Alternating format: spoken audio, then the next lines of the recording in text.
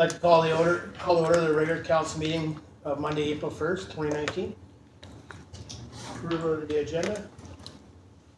Councillor Newberry. That the Monday, April 1st, 2019 regular council meeting agenda be approved as presented. All in favor? Second. Councillor Majinski. All in favor? Adoption of minutes. March 12, 2019 budget meetings. Recommendation. Councillor Newberry. As presented. Seconded. Councillor Kirby. All in favor? 3.2, the March 18, 2019 regular council meeting minutes. Councillor Kirby. As presented. Seconded. Councillor Newberry. All in favor? 4, business arising from the minutes. Is there any? Okay, continue on to 5.1, petition, or number 5, petitions, delegations. 5.1, School District 59 and Northern Opportunities. Mike Readman, Booker and Ryan McGuire to present to council information about the importance of partnership programs with local business, industry and government organizations, and the role that they can play in creating career opportunities for students. Welcome. Thank you. Thank you.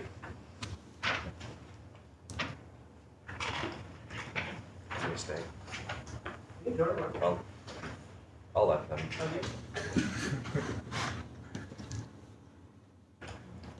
Okay, so I'm Mike Readman, Director of Instruction for School District 59, and this is Brad Booker, who's our District Vice Principal of Career Education in the district as well. Brad and I have been working together for a while now, 3 or 4 years. In the career ed area in the district, and are pretty proud of some of the work we've done and the schools have done, and opportunities provided for students, and particularly some of the work done here in Tumbler Ridge as well. Got a short presentation just to look at overview of what programs are, and then speak a bit to opportunities created as well. Yeah, absolutely. So thanks for having us come in. I think it's important that I appreciate the opportunity to come in to share with you some of the great things that are happening in the district in terms of opportunities for our kids. So just kind of going through our agenda, starting with why. So kind of the purpose of career education.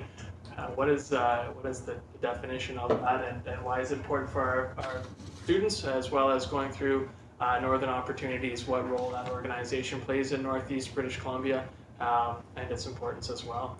So looking at career education, I think the term career has developed and changed quite a bit over the last number of decades, even from the time that we were in high school to dealing with teenagers now for what their outlook on life looks like, as well as the kind of the economic circumstances locally and throughout Canada. What our purpose is with career education is trying our best to prepare kids for the world ahead. And that doesn't just include trades, that's every facet of careers in education post-secondary. So looking at how we can provide students with opportunities to develop awareness, experiences, and just a better understanding of what's out there for the world ahead. So through career programs, we provide kids with a ton of different opportunities to help them develop skills and help kind of find where their interest lies, so that we can ease that transition from high school to the real world. One of the, I'm not sure if it's in here, but a quote from a previous Minister of Advanced Education talked about career education as an opportunity to move from learning to earning, and really that's sort of the foundation of where we come from. So Northern Opportunities, I'm not sure if you're aware of that particular organization, but it's a group that was founded about 15 years ago with a push from Duke Energy at that time, recognizing a need for skilled tradespeople in the north. They brought together called the Learning Council. It was School District 60, 59, and 81 up in Fort Nelson, a number of industry partners, Northern Lights College, and BCIT back at that time as well, around trying to provide opportunities for students to gain experience or training in trades while still in high school. First meeting again hosted by Duke in 2001, and we're still actively working together as a partnership with a bit more of a broadened mandate than specifically providing trades opportunities for students. Mm-hmm.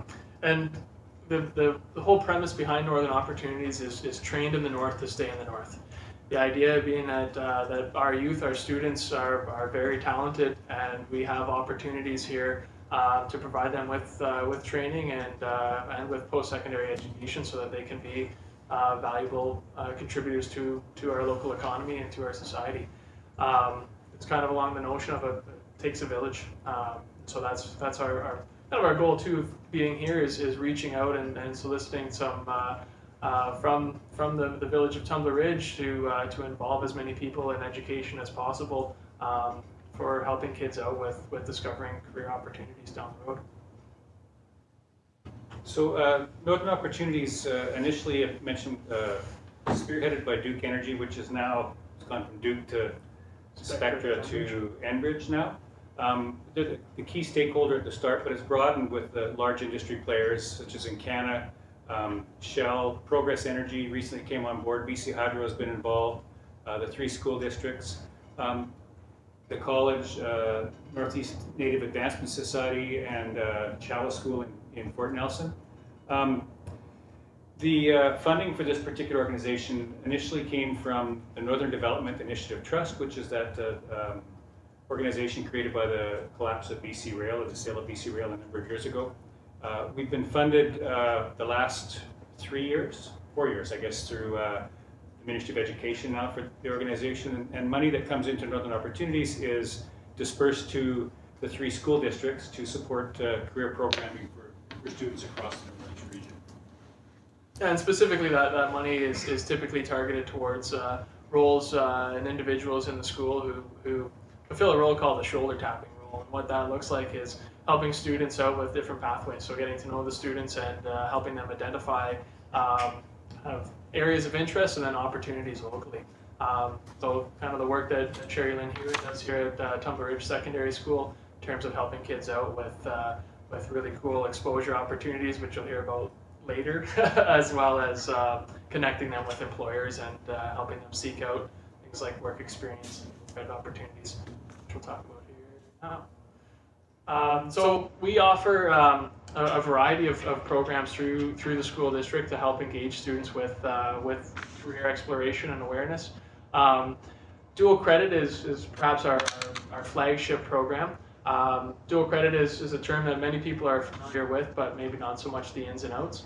We have a fabulous partnership with Northern Lights College, and through that partnership we are able to offer students a chance to study for a year at college in their grade 12 year. As a result of doing that, they earn their first level toward a trade, and in some cases vocations as well, and their tuition is paid for by the school district. So this is an immensely beneficial program. Graduates of this program achieve their dogwood diploma as well as their foundation and usually first level toward a trade. We offer 18 different programs for dual credit, and those are in Dawson Creek and Fort St. John.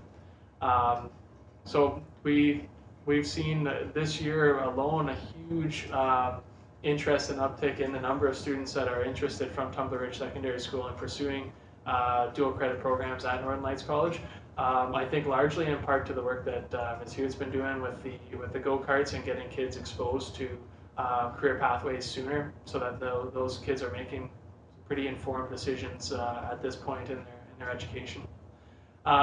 Speak to the next one. The Sure. Trade Sampler Program is a program that's been run in Dawson Creek for the last, this will be our 3rd year right now, where students in grade 10, 11, or 12, depending on the cohort or year, spend about 3 months at Northern Lights College trying a variety of different trades. So they spend 2 weeks in a rotation. They might do welding, carpentry, plumbing, electrical, and maybe one more.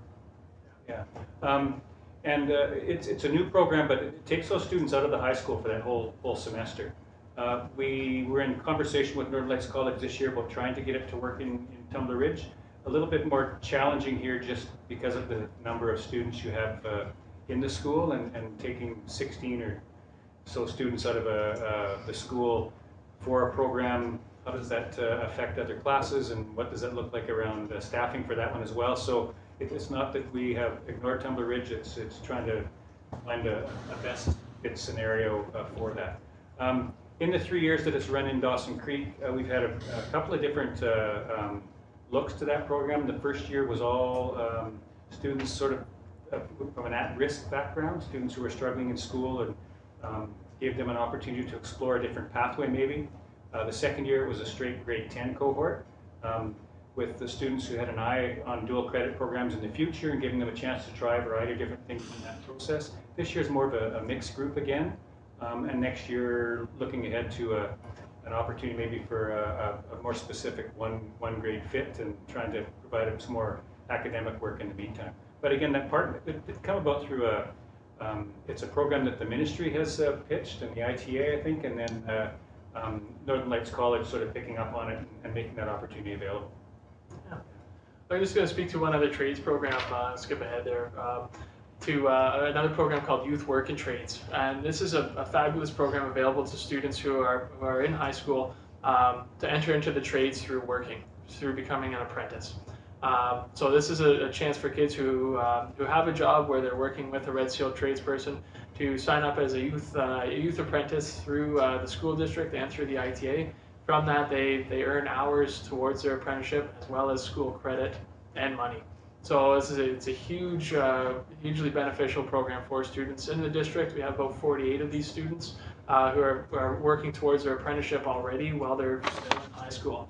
And that's trades, everything from welding, carpentry, plumber, mechanic, as well as some say less traditional trades. We've got some professional cooks and some sprinkler installers and auto glass technicians and some different trades as well, which is a really cool chance for kids that maybe not so much the traditional construction trades, developing awareness of those as well. It's interesting this year too.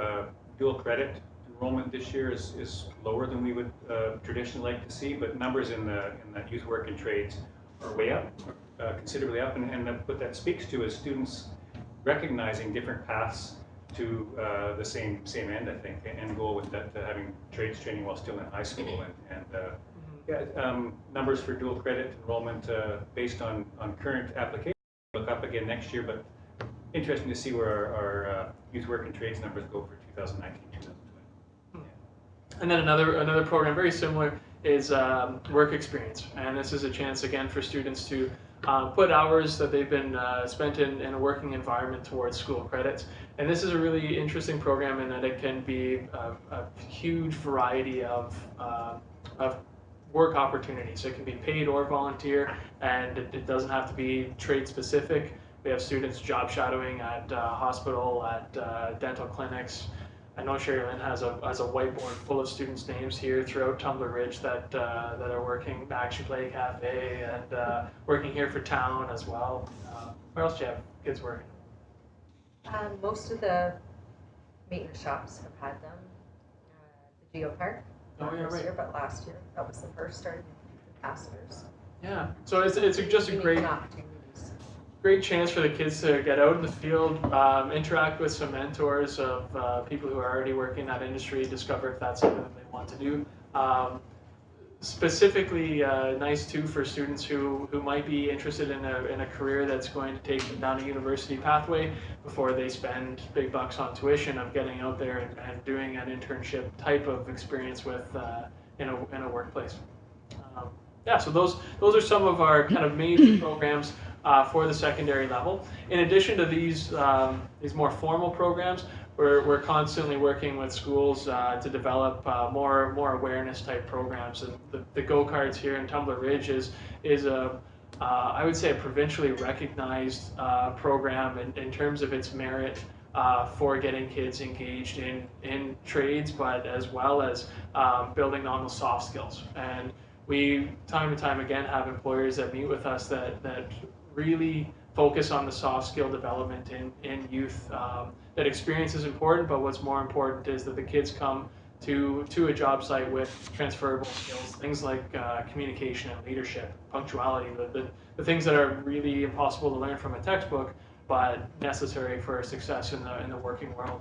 And that program, the Booker program wouldn't be possible without those strong community connections to all the local employers and organizations. And again, Brad talked about this being provincially recognized, and that's a huge part of that is the connections that we've made with the local community.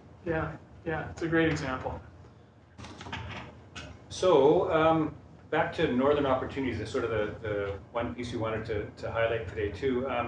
So what all of these programs really point to is that giving students an opportunity to try a bunch of different things before they leave high school. So increasing opportunity for them, creating interest in post-secondary opportunities and things that happen while they're still in high school. The goal of the Northern Opportunities Group 2 is to increase program opportunities and offerings, and we've done some of that through more informal pieces beyond dual credit and things that we do for credit. And we'll talk a bit about some of those as we get further into the presentation. Mention the community partnership piece. That initial group coming together with the industry players, the schools, school districts, and the college, all of that is only possible by the people coming together as a collective and trying to provide opportunity together. Last piece on that slide speaks to a seamless transition from school into the workforce, and I spoke to that at the beginning about that moving from learning to earning. Students who take part in our career programs while in high school, whether it's work experience, youth work in trades, or dual credit, success rates and graduation rates are higher, and success rates as young adults entering the world of work and the world of life after school are better as well. So we see that, sort of hear that anecdotally, or run into former students and are amazed at some of the places they have ended up and the opportunities they've landed into as a result of hard work and opportunity being presented. Mm-hmm. Yeah, and then some of the numbers too around that. It's striking when kids are take advantage of those opportunities or have the ability or the means to seize those opportunities like dual credit. We see almost a 20% spike in our graduation rates of those students that are taking those programs as opposed to students that don't. In terms of that too, School District 59 compared with other regions of the province and recognizing that our industry here is very much trade and resource based, but we're killing it provincially. Like our graduation rates as well as our numbers of in terms of percentage of students in grade 12 who are pursuing one of these programs is one of the highest in the province. So it's great that our students are seizing these opportunities. And we certainly don't want to stop there. And so a big part of us being here today is to solicit, I guess, a little bit more for feedback on what we could be doing to further engage our community partners, local businesses, and bringing them together with our students to, I guess, take advantage of a program that we know works. So the more that we can connect the community with students, the better off we all are. So we have upcoming events, and one of the pieces we do around our youth work and trades pieces, we do a meeting a couple of times a year with an employer advisory group in Dawson Creek. We haven't done that as formally in Chetwynd or Tumbler Ridge yet. In Chetwynd, our career coordinator at the high school, she meets with Chamber of Commerce on a couple of times a year basis and does some individual visits, but wondering sort of what might work in the Tumbler Ridge situation around getting together with local employers, and I know Sherry Lynn does a good job of connecting with key people at key times around projects, but is there a need for a more formal meeting a couple of times a year that might help us bring ideas to the table and some of the things we're doing at that same meeting in Dawson Creek. So our Dawson Creek one comes up on April 10th, a couple of weeks or a week from now, I guess. And hoping to get some good feedback from the group at that time about some of the direction that industry is taking in the area, opportunities for kids, and how we can further increase partnership opportunities. The next big event for us is May 6th to 10th, and that's the South Peace Heavy Equipment experience happening in Chetwynd. We put out advertisements for student applications for that. We don't have a student coming from Tumbler Ridge this year. We had one last year. We're hoping to run this on a regular basis. It's a 5-day event that happens there where students get an opportunity to work on a variety of different pieces of equipment in the construction and logging and mining industry. We had a small logging operation happening last year with some earth moving happening as well. So lots of connection with local contractors and employers from throughout the area in that sector. Another one coming up, we have May 13th to 16th on there for Peace Energy Week. Brad, you want to talk about that? Yeah, but we'll probably be pushing that one a little bit more in towards June, but that's a chance for kids. It's a 3-day out-of-school experience of checking out a variety of energy sectors. So we typically we look at oil and gas, we look at wind, BC Hydro Site C project. The goal there is, as our students in the classroom, they hear about what it's like working in oil and gas, or they hear that there's a ton of jobs with Site C, or that wind turbines are all over the place. But what does it actually look like to be in that sector and in a career in that industry? So it's just a chance of get kids out of the classroom and expose them to a variety of different local careers in energy. And then June 7th is up there for the go-kart day, but we just realized that we had a bit of a calendar conflict there, so that'll likely be June the 6th is going to be the go-kart day. Is that kind of right? Probably. Probably June 6th. Yeah, we'll know tomorrow. So I talked about ways that the community is connected to our student programs, but some of the things we're looking at this year, lunch and learn session, an opportunity maybe for a business to come in and sit down and provide lunch for students to come in and ask questions or talk about what it's like to work in that particular sector. Sponsorship opportunities for certain events that we do, and then student tours. I know that here locally, that opportunity has been provided. I think Sherry Lynn, you've worked on a couple of things with Kuna McCall around students doing site visits and all sorts of things. That relationship established here is, again, a sort of a shining example of some of the good stuff that can happen when we work together as a community to provide those opportunities and experiences for kids. Absolutely.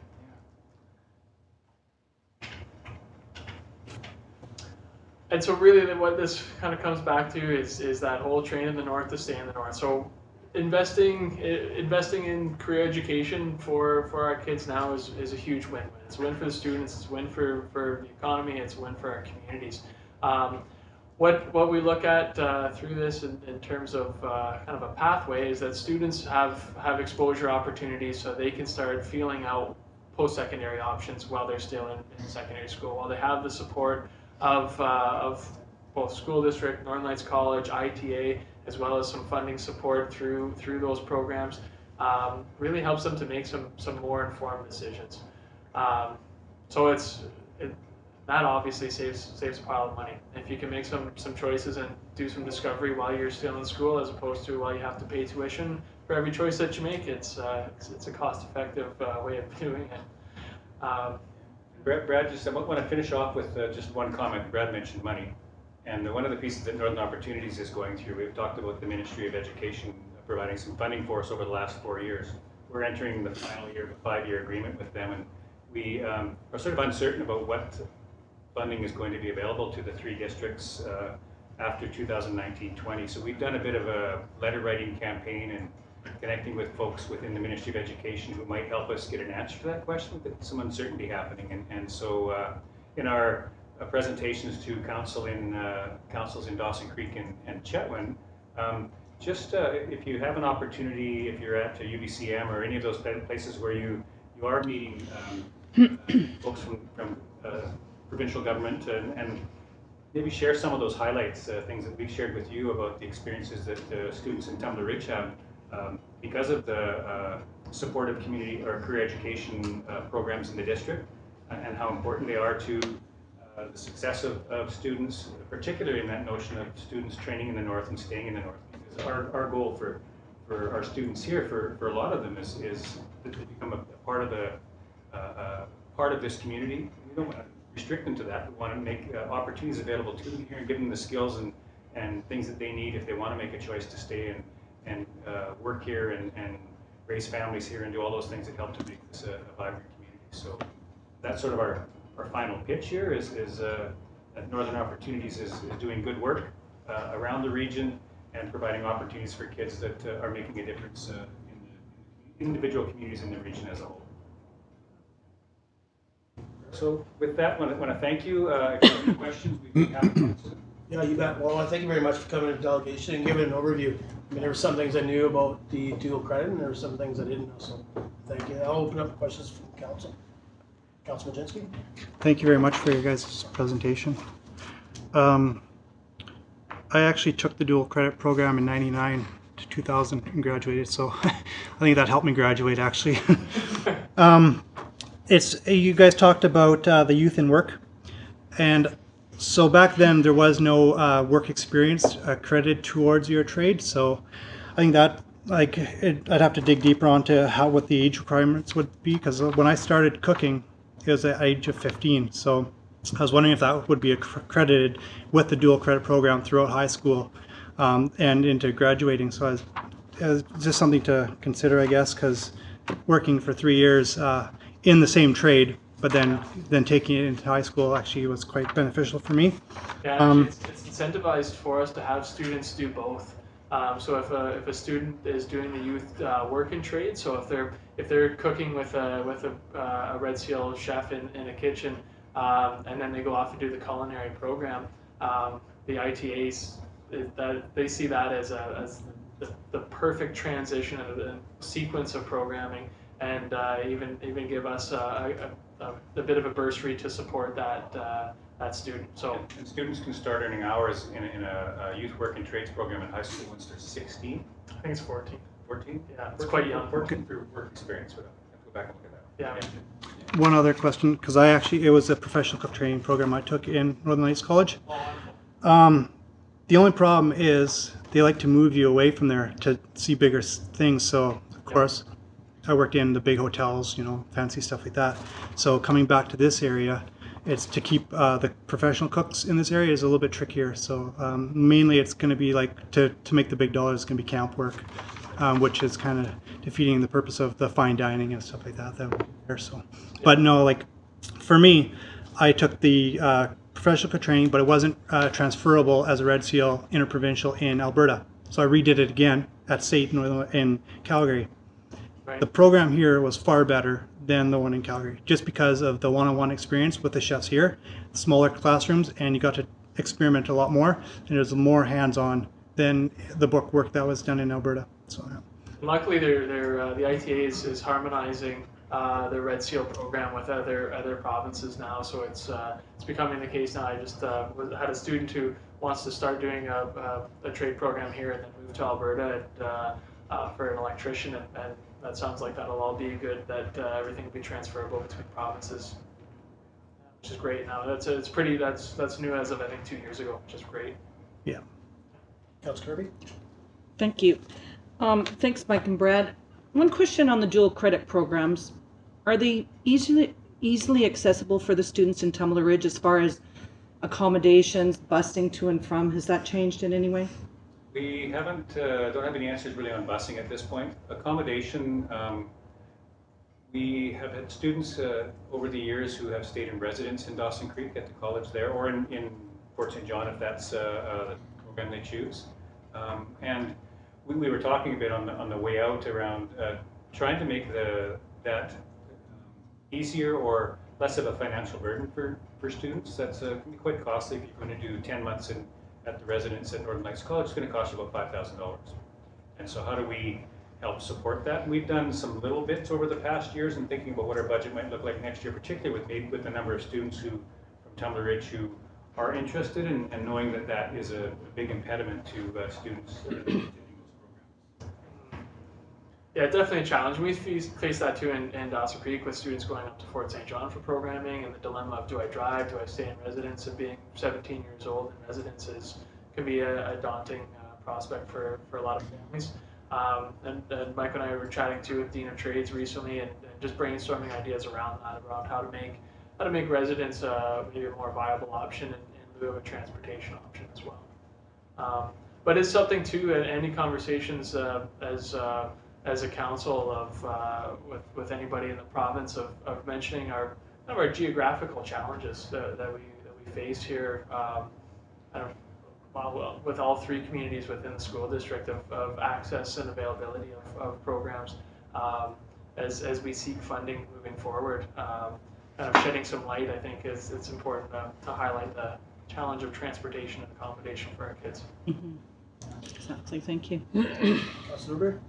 Hi, thanks for coming in, guys. Yeah, so, I mean, with what the schools are doing here is pretty outstanding. You know, I hear on a regular basis about the great experience today's youth are getting with projects like the go-karts, the fish farm, and even allowing career exploration in the Strong Start classroom as well. So it's utilizing all those opportunities to give them some concrete experience in potential work field, which I think is outstanding. You know, so with that, I noticed you talked a lot about trades, and you know, I took a brief look at the dual credit program. Is there any plans moving forward partnering with healthcare? Is there something in the future? Is that something even possible? I mean, I understand you don't want kids putting needles in people's arms taking blood, but do you see a potential option there? Because I believe that's also an area of... Yeah, and we have an experiential thing happening this year for one student. We were given one spot. There's a program called Adventures in Healthcare in Prince George. It's a partnership between the Prince George Rotary Club, UNBC, CNC, and Northern Health. And been approached about trying to provide that same type of, it's a week-long experiential piece where they spend time at the hospital, at the post-secondary institutions and continuing care, all of those pieces. But looking at trying to provide something like that here in the Northeast, so there's that 1 week experience piece. The other thing that's happening in healthcare, and I think there's been some work experience pieces done here locally, a little bit limited opportunity because of the scale of the clinic and all of those pieces, but having students maybe do some job shadow at the hospital in Dawson Creek or in Chetwynd. So some of those conversations are sort of ongoing right now. But and we recognize that the focus has really been on trades for a number of years. Seemed to be where the funding was coming from through the Ministry of Education, that focus, but identifying that, as Brad said, I think at the outset, that career education is for all students, and that we need to be providing opportunities for exposure and experience for students, right from students who want to transition directly to work from high school to those who want to go down a post-secondary path at a major Canadian or international university. So how do we provide opportunity for all? So we're constantly looking for opportunities for that. And healthcare is really looking at the job labor market forecast for the next 10 years, and healthcare is right up there as one of the in-demand areas that aren't going to be in need. So.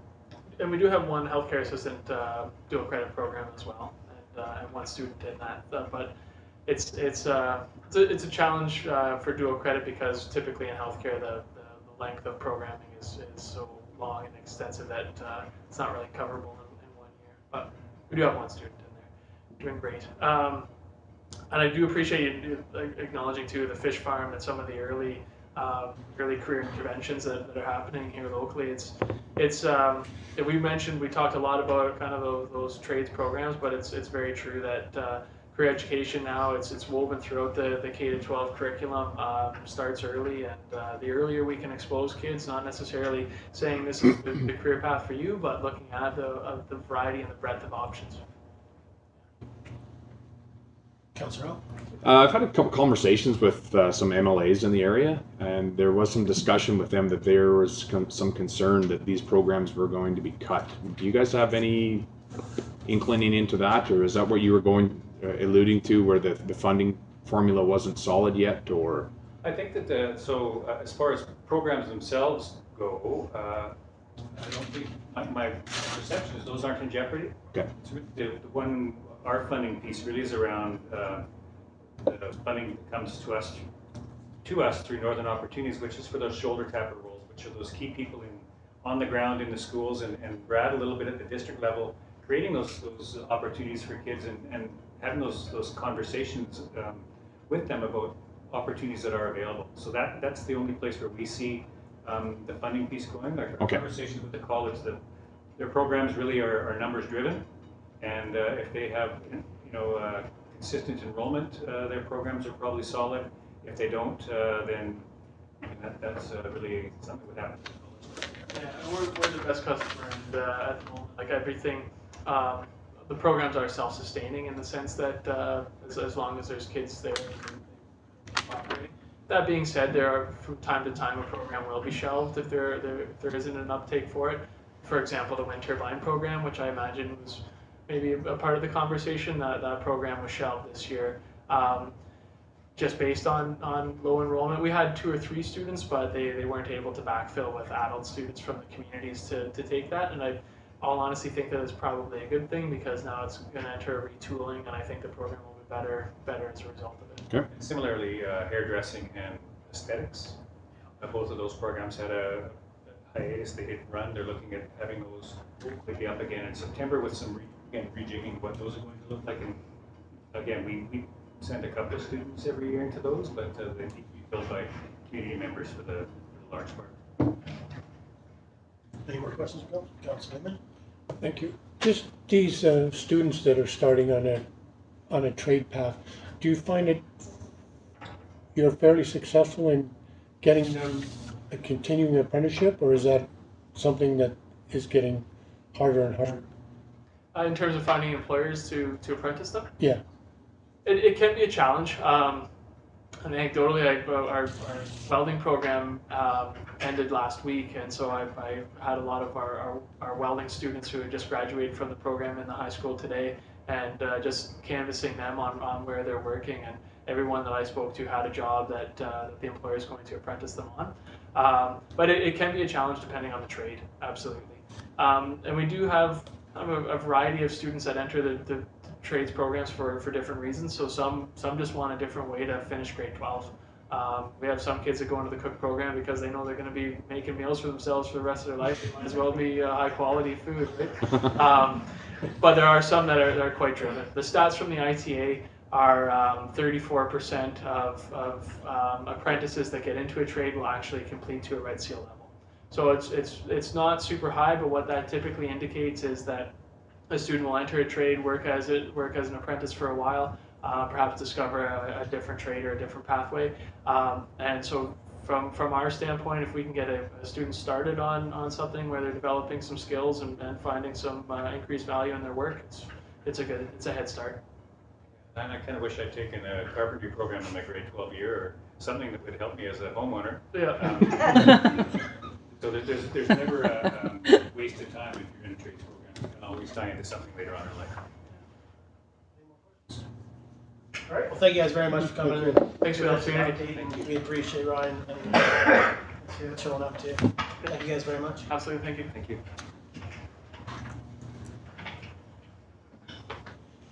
Okay, moving on to 5.2, Travis Anderson.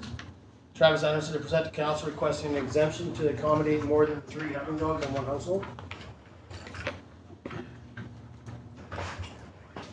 Welcome. My name is Travis Anderson. I've been in Tumbler Ridge for 5 years now. Got 3 kids at the elementary school. My wife works at community center there. Been hunting with hounds ever since I was young. My dad used to do it. I do it. My brother does it. All my cousins, all my buddies do it. Right now I'm up to 6 hounds. I got 2 that are just about ready to retire, and I replaced them with 2 pups. Somebody phoned me in and reported that I had over the amount of dogs. So here I am, just asking, you know, as opposed to having to put down a couple good dogs or get rid of them at the end of their life, maybe just let me have them, let them at least live in the kennel, eat well, exercise still, and be loved. I don't know what else to say. Can't really get away. I could elaborate a little bit. I don't know if many people know about hunting with hounds, but up here for the past 5 years, I've been taking, 3-4 mountain lions a year out of this Tumbler Ridge area. You know, kind of a good thing, you know, after seeing that north of Victoria incident there last week or whatever with the little boy being attacked by a mountain lion or 2 mountain lions. I didn't really want this to be on internet or anything because, you know, with all the people against it, and that it's just, I just given them firepower to come against me a little harder. So I'm just here because I don't want to get rid of those dogs. don't know what else to say. You can't do it with 2 dogs. You can't do it with 3. It's an odd number. Last winter I started getting my feet wet in the guiding industry, and I won't be able to compete with anybody. Can't do it with 3 hounds. So, need at least 4 to 6.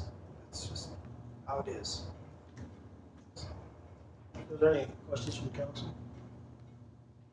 Councillor Well, kind of a comment back to council here. You know, this goes to, you know, with a couple of things that we're looking to do in Tumbler Ridge. Like I've never hunted with hounds before. Been on cougar hunts, never had any success. Probably that's why. But you know, and your fear of having it on the internet, don't worry about that. There's those of us that stick with you and that believe in doing thinning the numbers out is a smart thing, especially with what's going on with the caribou in our area. I got no problem getting rid of cougars in Tumbler Ridge, or bears for that matter, or wolves for that matter. But with our idea between rural residential properties, this is exactly the reason why we need to have the ability to have rural residential properties. So we have somebody like this that moves to Tumbler Ridge 5 years ago. He would have a better place that if he ever wanted to go and get into that area, he has more leverage and leeway to do whatever he wants out in that area, not in a residential setting of having dogs in a residential setting. That being said, there is the bylaw in place for a reason, right? And we'd have to look at that if we were going to change that for one resident or one area. My concern may come in if you're trying to start a business with this probably is not the best way to go about it. Is with the dogs this way, is come down and get a business permit, talk to the staff, tell them what you want to do, and see if there's some way we can accommodate you through maybe having another area where we could store some of the dogs, or have, you know, I'm not sure what we can do with it, but it's definitely a discussion for council to bring up and have some ideas around it. But like I say, what you're trying to do is in conjunction with what I'm trying to do in Tumbler Ridge as well. So. Any more questions? Councillor Woodbury? Yeah, thanks for coming in, Travis. It's a tough thing to sit there behind the microphone. I've had to do it a few times, and I'm still nervous even coming to council meetings. You know, when we don't make decisions when people come in, we put it off because we need a little time to get all the information and education behind it. So thank you for coming in and educating us on why you need a variance on this issue, because it's for a purpose. And I think that's the biggest thing that that I gained from this, is that it's not just some pets. There's a purpose behind it. And you know, thank you for coming in and sharing that with us. Any more questions? Okay, I just have a couple actually for you. Yeah. Again, I appreciate you coming in. It's tough, especially with our, you know, pets are part of the family, whether you use them for hunting or not, and I totally support that. So the question is you just started up your business or whatever you're saying. I just got my guiding license last winter. You betcha. So I've already got a couple outfitters that I'm planning on leasing tags through, and going about it that way. And that's going to be within this area?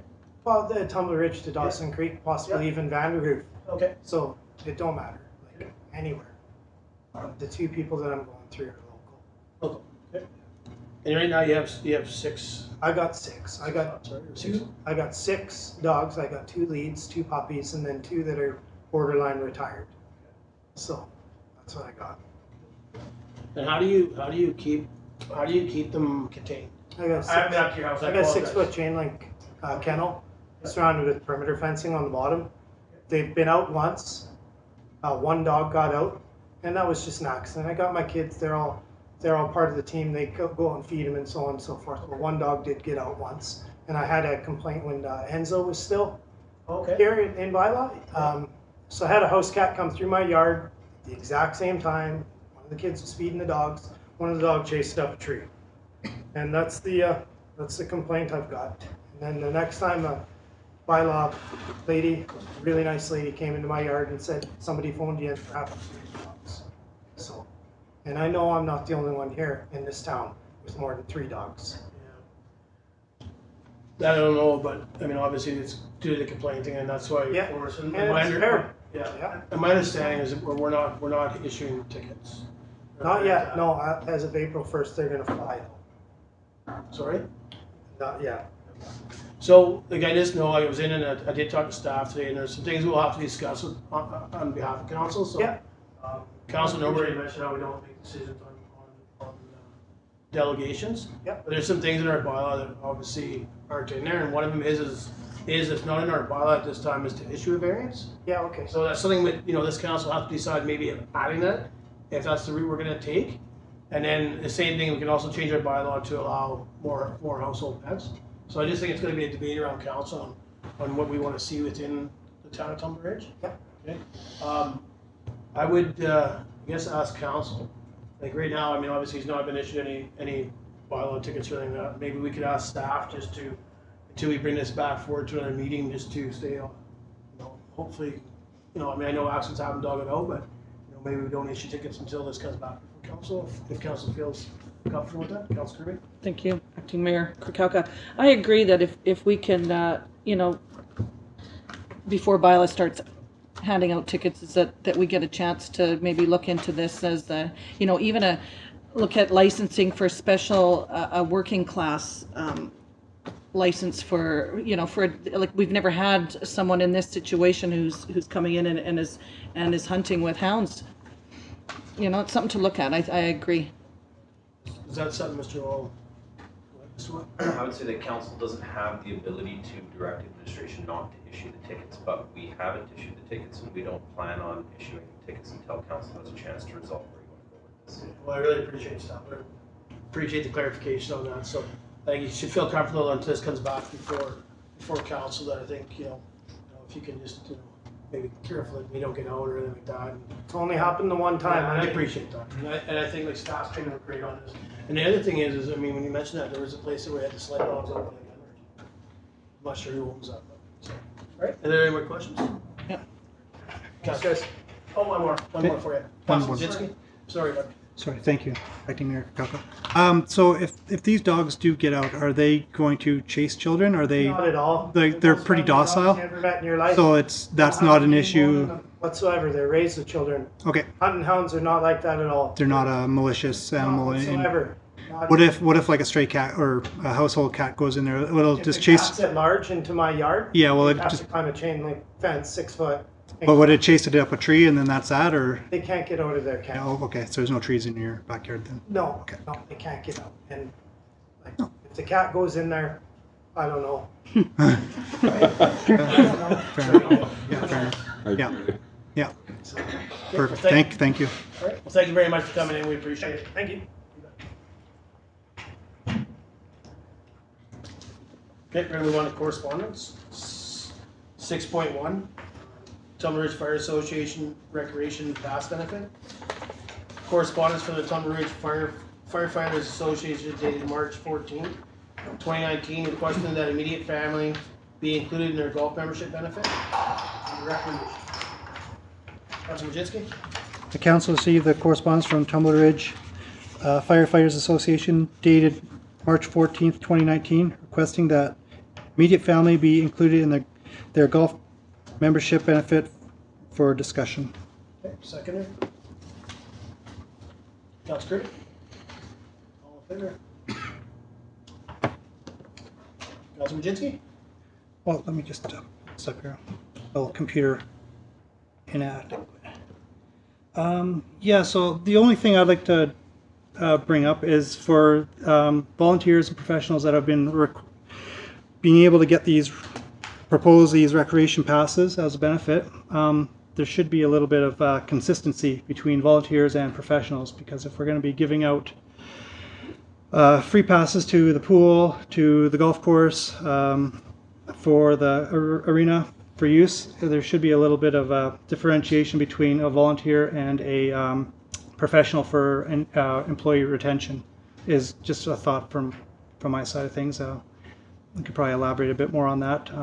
Just because of this, for the firefighters, it's more of a thank you benefit opposed to a staff retention benefit. And that's all I want to talk about on. Any more discussion?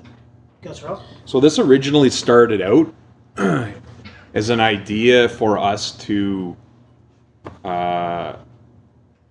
try to show our appreciation towards first responders.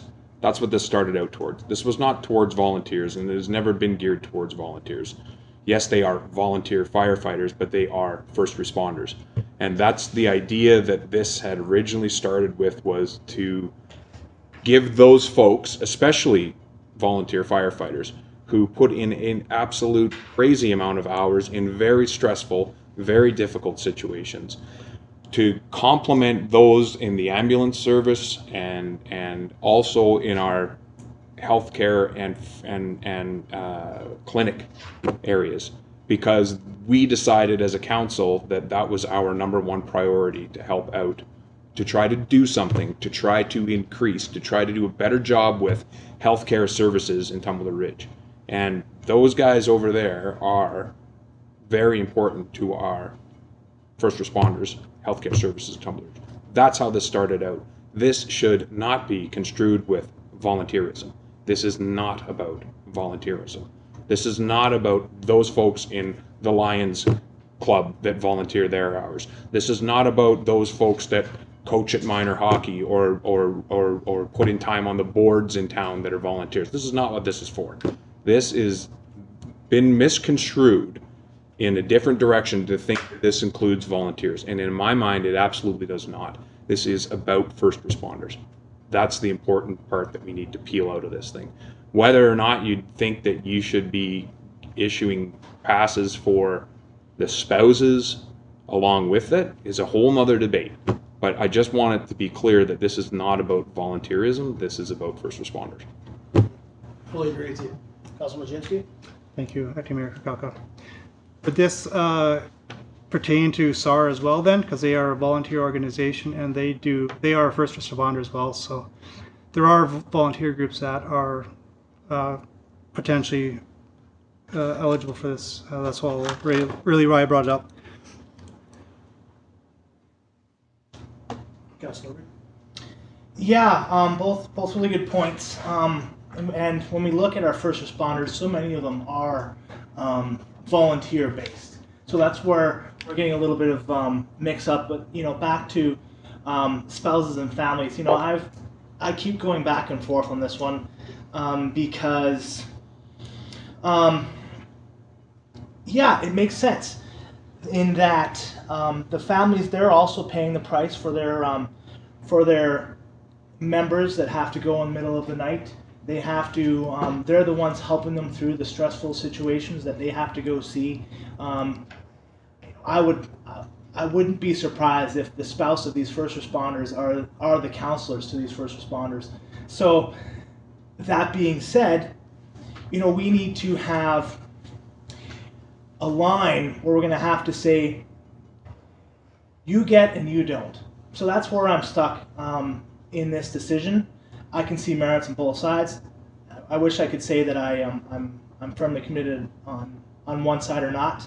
I'm not, but I do see the benefits for both, and that's the tough decision we as council have to decide. And in where do we feel responsible to that? And just so everybody's aware, this debate will come up when that comes up, and I believe that's March 16th meeting. I could have a date wrong, but not next Monday, but the Monday after. That'll be a debate, and that'll be on the agenda. Right? That's what it'll be up on in regards. So we can still talk about it. But I was going to say that we're not making a decision whether we're adding them or not adding them tonight. It'll be, unless somebody wants to put a bushwhacker, you guys can do that.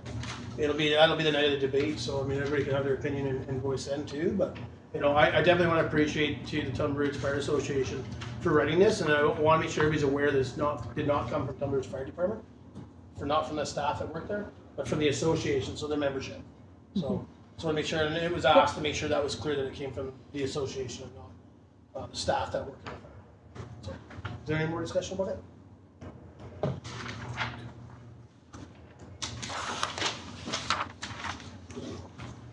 6.2, RCMP off-road vehicle permits. Correspondence from the RCMP dated March 18th, 2019 in response to council letter regarding off-road vehicle permits. Recommendation. Councillor Lehman? For discussion. Okay, seconder. Councillor Majinski, all in favor? Councillor Lehman? Carried. Well, according to the sergeant here, it's a dead issue and we don't have any options, but I think we do. I'm just not sure what we'll have to do, but I think we need to talk to the ministry or somebody and see what information we can get so that we can move forward on this. So I was going to talk to Mr. Wall. We had a brief discussion about it, and there's some talk there that, you know, maybe we're getting two different views of it. Talking with Mr. Wall, or the understanding from staff's point is the ministry, their part, it can be done. It's not something about being a pilot project or anything like that anymore. So I mean, maybe we can ask staff to maybe send an email to the ministry, get again confirmation from them, and supply that confirmation maybe to the RCP or bring them in and have a delegation with them. And I mean, to me, the ministry says you can, and they're saying can't. To me, it's not something that we need to do a pilot project on. It's something we can move forward on. Councillor Hall. So in the previous meeting that this was brought up, I don't remember what it was, a couple meetings ago, there was a name mentioned in that correspondence that we had there, and I think it may be this lady here, Vera. Yeah, it is, yeah. I'm there.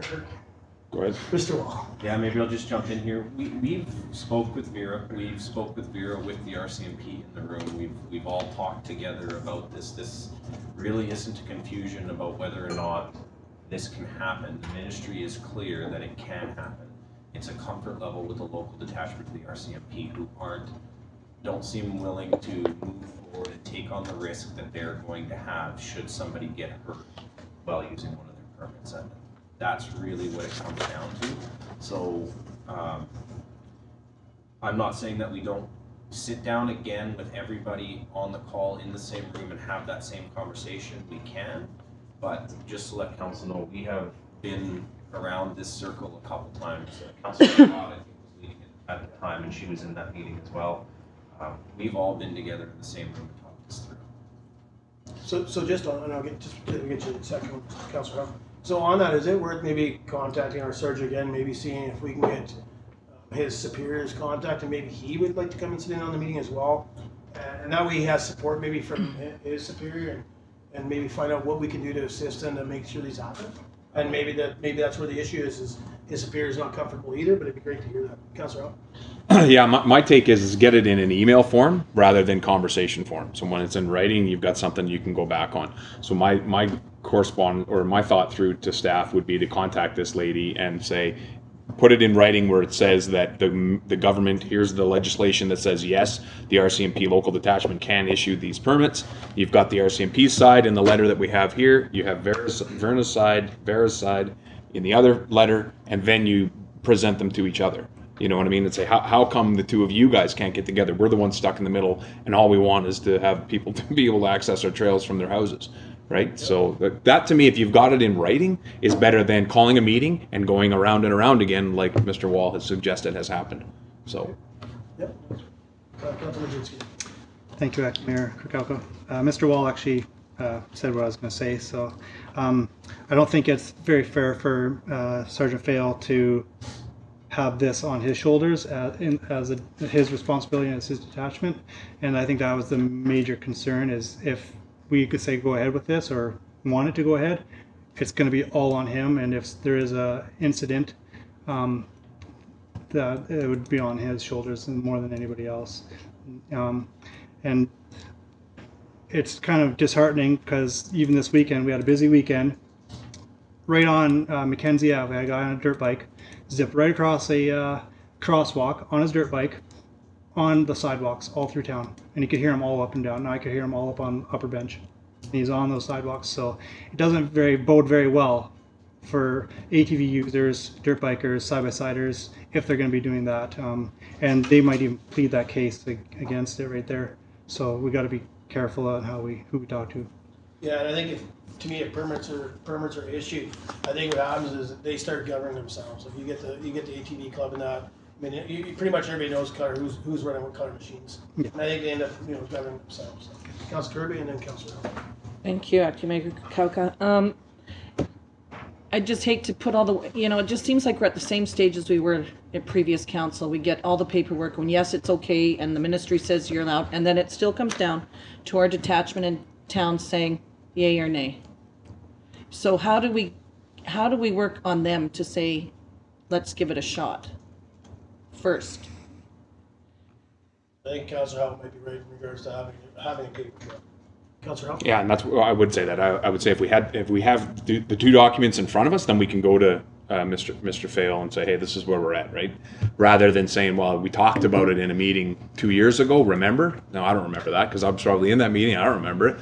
But same thing. But the whole point to what Councillor Mazinski is talking about, that those are the types of people that will not get the permits, and the RCMP can more easily fine those of us that want to use the permit correctly. And however it goes through, whether you use your license plate or there's a tag or an identification number of some sort on your bike or quad or whatever it is, that is the way that the RCMP can go, hey, oh yeah, he has a permit, that it's 10207, that guy's coming from Babcock Avenue, he's allowed to go there or whatever.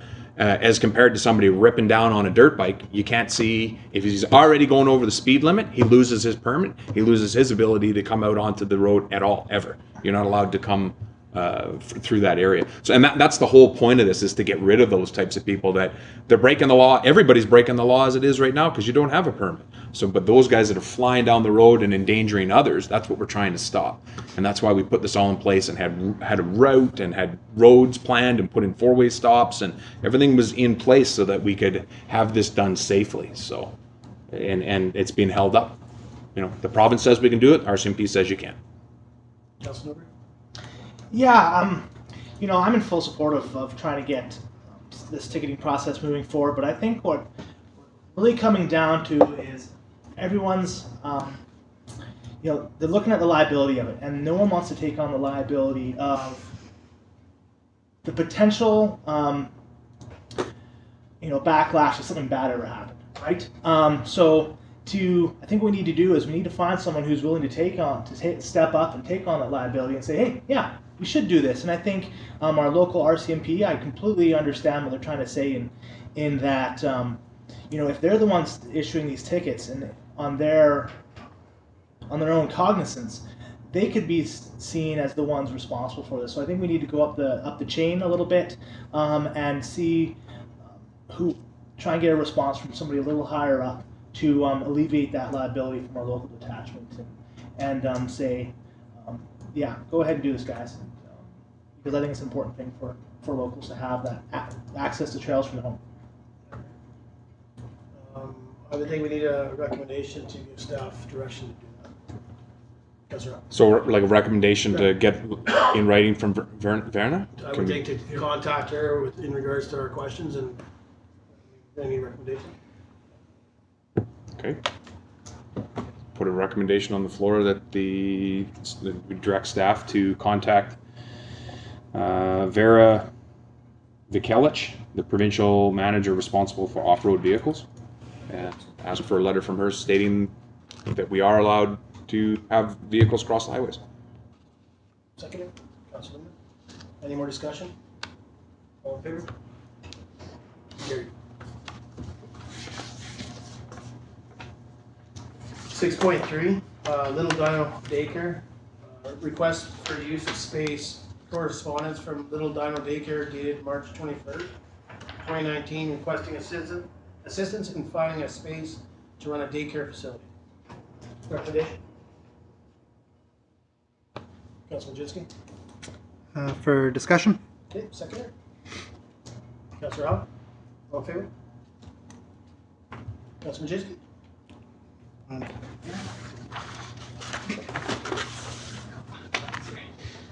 Thank you, Acting Mayor Krakowka. So in the proposal for spaces available, I understand that Little Dino Daycare has reached out to the museum, downtown core, and that's it so far. So my big thing on this is, I think personally a good fit is the museum. just because of where the location is, very large parking area. There is a fenced-in playground there, and it is a very large building. And it was a school at one time, so I'm sure we could find the proper suitable square footage to operate a daycare in there. Yeah, so I mean, I haven't sent an email, and I'll apologize, but I've been away for a couple of days, but I did attend the last museum meeting. It did come up, and I'm not sure if they've contacted Little Dino Daycare yet. I believe they will be. There's some discussion there. I think I gave some opinions, so I'm curious to talk after the meeting to find out if they've contacted the individual and hear more and find out where they are with that. But I also know, in talking with Mr. Wall today, that I believe he has a meeting this week with Little Dino Daycare again. He's been in communication with her, so I just want to make sure Council's aware of that. Councillor Al? Yeah, I mean, the museum, I think, is a fantastic solution. There's a lot of moving parts there that we need to have more discussion about. Like, is that a sublease? Is the museum leasing the space to them? Are we telling the museum we're taking a portion of our building back? You know, like, there are some discussions that need to start happening. If that's the area or avenue we want to go, then the discussions we need to also start to consider is this is a for-profit venture, I would assume, and we have in town a non-for-profit daycare in town, correct? I think it is non-for-profit. I'm not saying that it is, but I think it is, right? It is. So that needs to be looked at as well. Are we now supporting one business, or are we taking away opportunities from somebody who's willing to come in and create a business? Because in my mind, somebody that's willing to come in and create a business is what we are trying to create in Tumbler Ridge. And if that means that we need to try to help them find space so that they can then do it on their own, you know, the conversation then comes up is, what about the space in the community center that's available right now with a non-for-profit, right? Nobody wants to go down that avenue. I know I want to be the elephant in the room and talk about it, but you know, if somebody comes in and says, hey, I'd like to lease that space from you for $3,000 a month, and I just, that conversation, I don't know enough about it. I'm not on the board. It's just, you know, that's the topic out that I've heard in town. You know, one is a non-for-profit, one is a for-profit, and we want to be seen as trying to foster and help businesses, and not seen as supporting one and not the other. Yeah, Councillor Majinski and then Councillor Mayor. Thank you, Acting Mayor Krakowka. I talked to Ms. Nichols today, and the email she got from the museum wasn't positive. What was that? Sorry? Wasn't positive. Councillor. Yeah, so I've spoken with Ms. Nichols before. You know, taking a step back from all my other engagements, I think childcare is a big need in our community. It's pushing people away. It's super important. But the other side of it is the community charter and how we can directly affect business. The key difference with us leasing space of the community center to the TRCCS is the fact that they're a non-profit organization versus an individual starting a business. Now, I'd be concerned about us entering in some sort of lease agreement similar with a personal business, because we're directly affecting business. And Councillor Howe alluded to some perfect points on the dangers of going down that avenue where we are.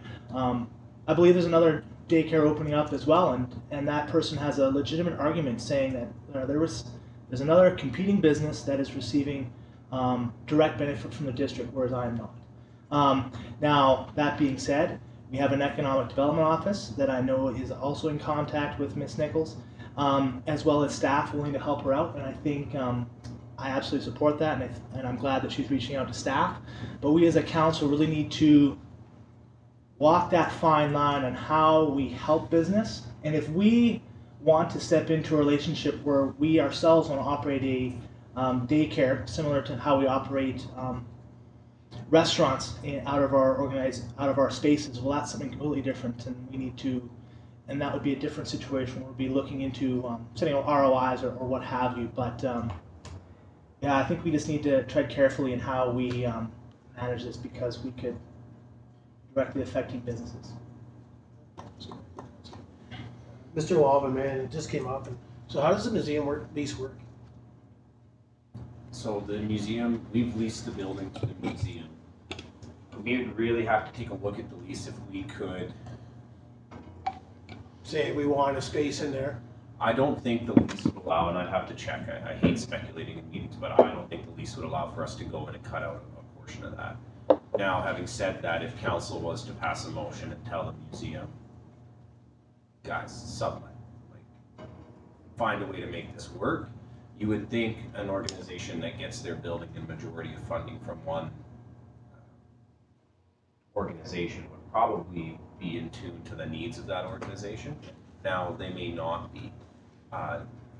Where this is important, though, is that because the museum is leasing a district asset, should Little Dino Daycare want to set up space there as a for-profit, the museum cannot sublease any space to that business for less than market value. And that's going to be part of what would be required through a sublease on the museum. Now, I haven't had any conversation with the Museum Foundation about it. I have a meeting with Ms. Nichols on Thursday, if my memory serves me correct, and that'll be a chance for us to really get into how this can all work, how the relationship with TRCCS can work, what's going to happen in the future. Council has given strong indications that we're going to be looking for grants to expand our childcare space in the community center. So what does that mean for the setup of a space in 1 year? We have a lot of moving parts that we need to discuss and how we can best move through that. And that's a discussion that I don't know any of the answers to, and hopefully on Thursday we'll start to have a little bit more clarity, but I think this will probably take a couple weeks before we figure out a path forward. Appreciate it. Thank you very much. Councilor Majinski? Thank you, Acting Mayor Krakowka. If another business or another daycare is to come into town and that person has not reached out to the district, that's on their onus. So for Mrs. Nichols to come in and ask us for assistance, I think that's good on her and her business. Even just to speak to the economic development officer, and even going on the Facebook pages and seeing if it's needed. And most likely there's probably a need for more than just one business in this town, from what I've gathered. And I don't think it should be at fault for somebody coming to the district and saying, hey, can you help me out? If the other person's trying to start up one and said that we're not helping them, they have to come in and ask and see what we can do for them. So I don't think that's a fault on Mrs. Nichols. Councilor Lehman and Councilor. Just in thinking Mayor or Acting Mayor, just in regards to the museum, they're always looking for funding, and I think this would be a perfect opportunity, whether or not they want to go forward and find enough space so that the daycare could go in there. I mean, I just think it would show a little bit of, I don't know, maybe not good faith, but I think it would be a good idea for at least for them to look at it and maybe consider it, because whatever they get, it's funding that would definitely help them. So I don't know, it just, to me, it makes sense, depending on how much space is available, and that's that'll be up to both parties to figure out how much they need. Yeah, I'll just touch a base a little bit on this meeting, and that way I can update it. As I didn't do an email, but you still receive an email. So the board was there, and the board actually did do a tour of the museum in regards to the request from Little Dino Daycare. There was a couple of areas they couldn't get into, and to me that was a concern from the board's perspective. There's a couple of rooms that might that they want to see. I can't say how the board will think, but there was one with a door, an exit door on the side, an entry from the side of the building, so that people wouldn't have to come in through the gallery, but they were unable to enter into that room because nobody had keys on them. So my understanding is the next meeting they've asked to make sure there's keys available to look into that room. My understanding leaving that meeting was maybe not, Councilor Majinski just said it wasn't a very good email that she received. But my understanding we're going to be in contact and maybe just kind of see, give out some different options and wait until this board got to see this other room. So it's kind of discouraging to hear that. So I mean, I'll be in contact with Mr. tomorrow. So I got Councilor Norbury and then Councilor Al. Yeah, so I think if the museum is looking for some sort of, I wouldn't say guidance or whatever, but if they're concerned about council not supporting them operating this way. I think Mr. Wall outlined a perfectly reasonable avenue of making this work. But I think when it comes to us dealing with the museum, we also need to walk a fine line there where we shouldn't be giving another organization directions on how to operate, but rather than suggest to them we're perfectly open to this happening, but with more of a gentle touch rather than do this, because we shouldn't be meddling with how they operate their society. Yeah. I don't think that would be. I think the idea with Mr. Wall said there would be a recommendation to state what we would, give them an idea. I think that'd be soft tone. Mm-hmm. Councillor Al? So, a lot of discussion centers around the museum, and I think for good reason. I agree 110% with what Councillor Lehman is saying there. But are there other areas that we could look at in town, and like what Councillor Norbury was referring to with the community charter, you can lease them any amount of land or area or space, provided it's market value, not illegally, right? So there are other areas in town. Another spot that comes to mind is rooms 1, 2, and 3. Another area that comes to my mind is the Willow Hall. Now, the Willow Hall is generally being used mostly for seniors at this point, but is there any way that could be utilized as well? I don't know, but same thing. I mean, that space there is not ran by the seniors. I think it's somebody else that takes care of that, and they allow the seniors to use it. Is that something that could be, considered as well, or rooms 1, 2, and 3? And again, if it's for profit, we're not looking to give any business district property for nothing, for free. The non-for-profit makes total sense why they get it. But if this is a for-profit one, I mean, they come in, they could maybe take rooms 1, 2, and 3, and we have the area in the bottom of the visitor information center that's not highly used, that a lot of people don't know about, and that's why we put that, or the previous council to our council put in an area in the bottom of the visitor information center that's supposed to be used for boardrooms and meetings and that type of stuff. So if that's underutilized area there, why not take rooms 1, 2, and 3, which get very little use, and do something with them there? Like, maybe that's an area. Room 4 or something like that.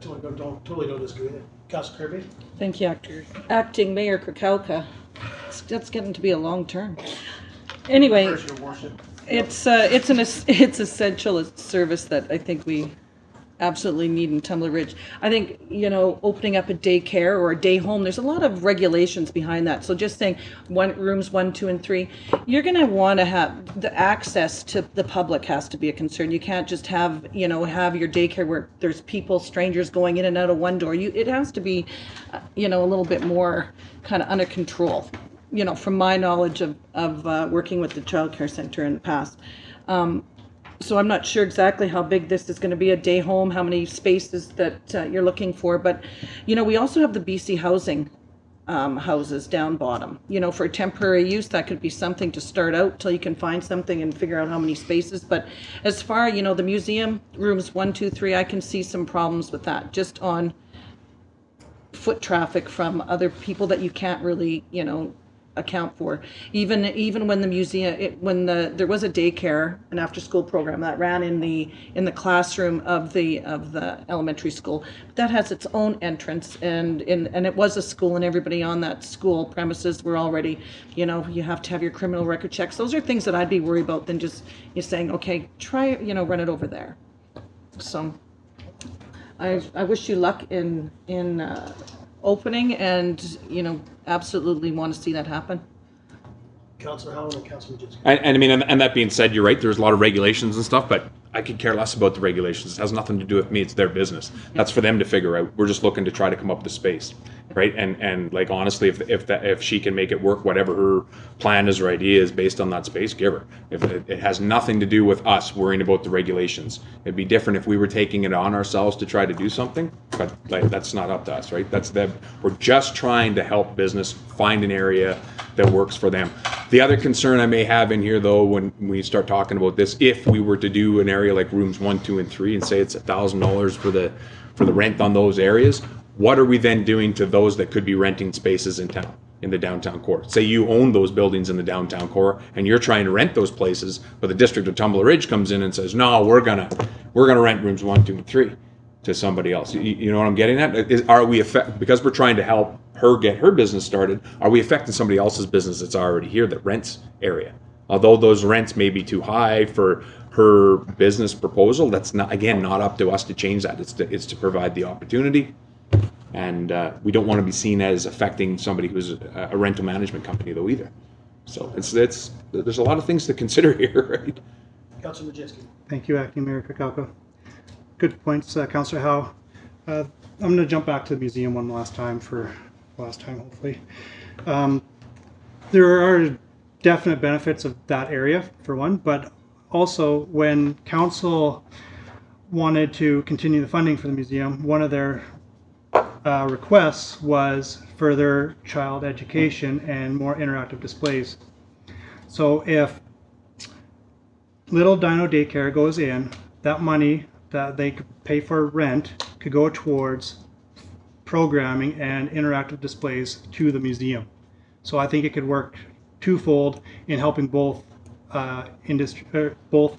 associations together, and then see, because that's part of what the whole survey was about when we ran for council, and that survey went out for the museum, is whether it's what the museum was needing. And I think having a daycare linked to that as well kind of makes sense in my eyes. So Yeah, it's to make it more child friendly and more rent. yeah, I mean, when they receive rent money, what they spend on, I guess, would be up to them, but I don't disagree.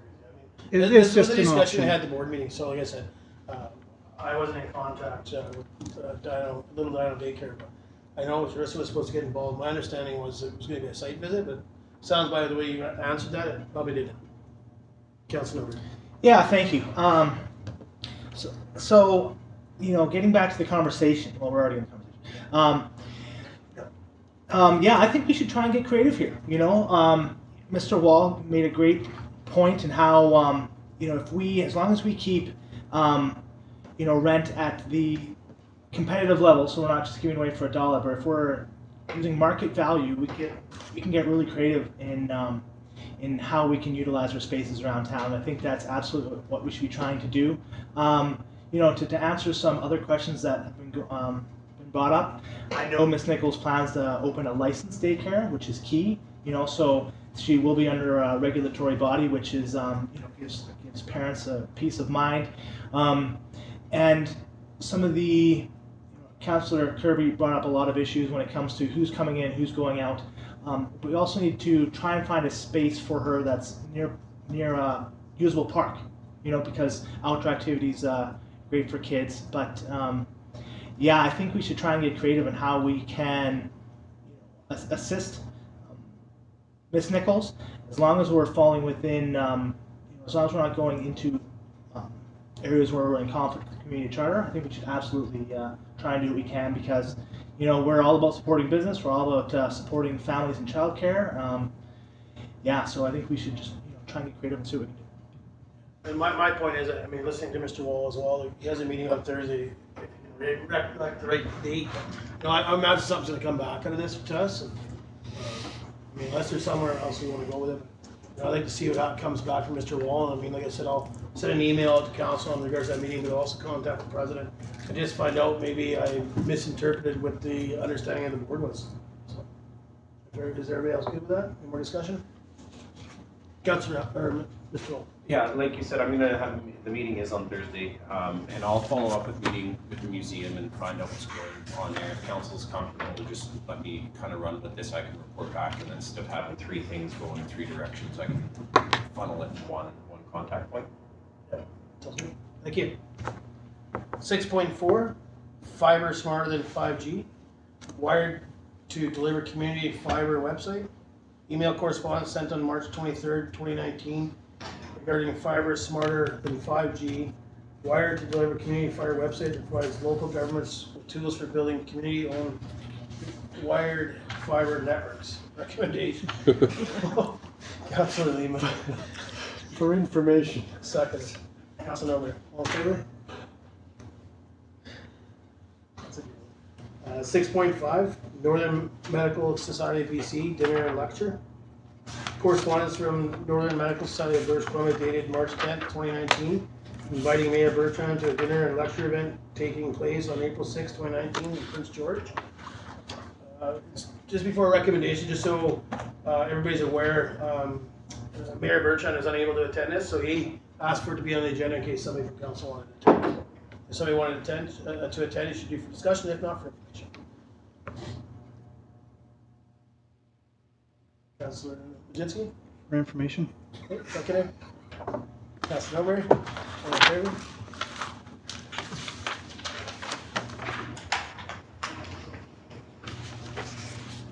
.6 Northern Lights College Community Adult Literacy Program Letter of Support. Correspondence from Northern Lights College dated March 26, 2019, requesting a letter of support for their Community Adult Literacy Program. Recommendation. Councillor. That council provide a letter of support to the Northern Lights College for their community adult literacy program. Second. Councillor Milbury. Any discussion? All in favor? Carried. Bylaws, there's no bylaws. New business. Accounts payable vendor payment method. A report from the accounting coordinator dated April 1st, 2019 to inform council about a change in vendor payment for from check to direct deposit. Councillor Wojcicki. The council receives this report for information. Councillor Milbury. All in favor? Carried. 8.2 Northeast BC Energy and Public Alerts.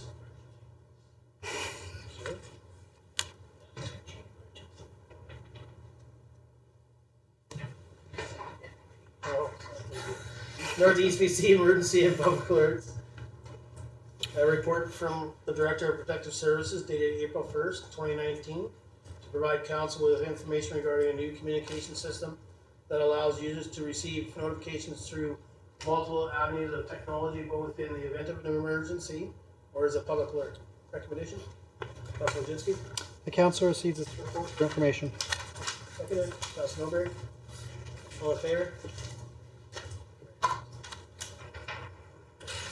8.3 Tumbler Ridge Golf and Country Club Restaurant Lease 2019 operations. A report from the Acting Director of Community Service and Facilities dated April 1st, 2019, seeking approval of the 2019 Golf and Country Club Restaurant and Lounge lease, and to provide council with the EOI offerings and recommended successful proponent for the 2019 Golf Country Club 2019 Restaurant lease. Recommendation. Councillor Milbury. That council directs administration to enter into a lease agreement with Club 55 North as per the expression of interest closing March 5th, 2019 for the Tumbler Ridge Golf Course Restaurant and Lounge, and that council approves the Golf and Country Club Restaurant 2019 lease as presented. Second. Councillor. Any discussion? All in favor? Carried. Congratulations. 8.4 temporary commercial and industrial use permit for 87 Wolverine Drive. A report from the Director of Protective Services dated April 1st, 2019 to provide council with an application from Dr. Cheng to have his permit extended for an additional 5 years. Recommendation.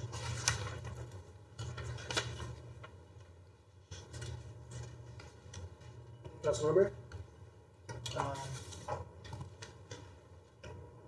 For discussion. Okay, seconder. Councillor Lehman. All in favor? Okay. Councillor Milbury. Yeah, sorry, my hesitation there was There's a recommendation from staff. There's a recommendation from staff. to bring it up for discussion. But I did want to bring up that it is a bit of a variance that we're offering for 5 years versus 3, which is in our industrial use permits. So I think it's a good thing for Dr. Cheng to have a little bit of consistency, to have those 5 years versus 3. Yeah, I mean, I'm a little confused why we'd only keep it to 3 years, especially with a long-running business like Dr. Cheng's. So my understanding, I was in and talked to Mr. Wall, and I mean, I'll go right to him, but we can only do 3 months to, or up to 3 years in line, and that's by the charter, is we can't extend it any further past 3 years. Mr. Wall, is that not correct? So that's by the charter. By the charter. So that's why he's asked for 5 years. I know Mr. Wall contacted him or been in discussion with him, and I think that's why we don't have a recommendation from staff. Is he's asking for 5, but by then we can only do 3. So, Councillor Ridg. Thank you, Acting Mayor Krakowka. Is it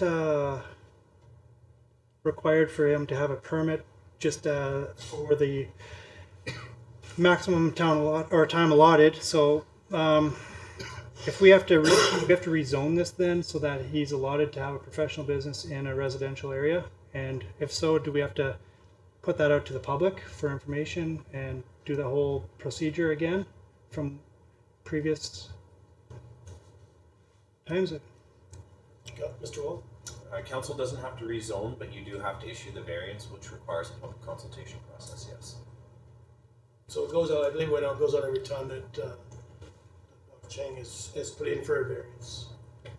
And previously, has he done this before for a variance to? Yeah, so I believe this is, and I could be wrong, Councilor Ridg, but I believe this is his 3rd time.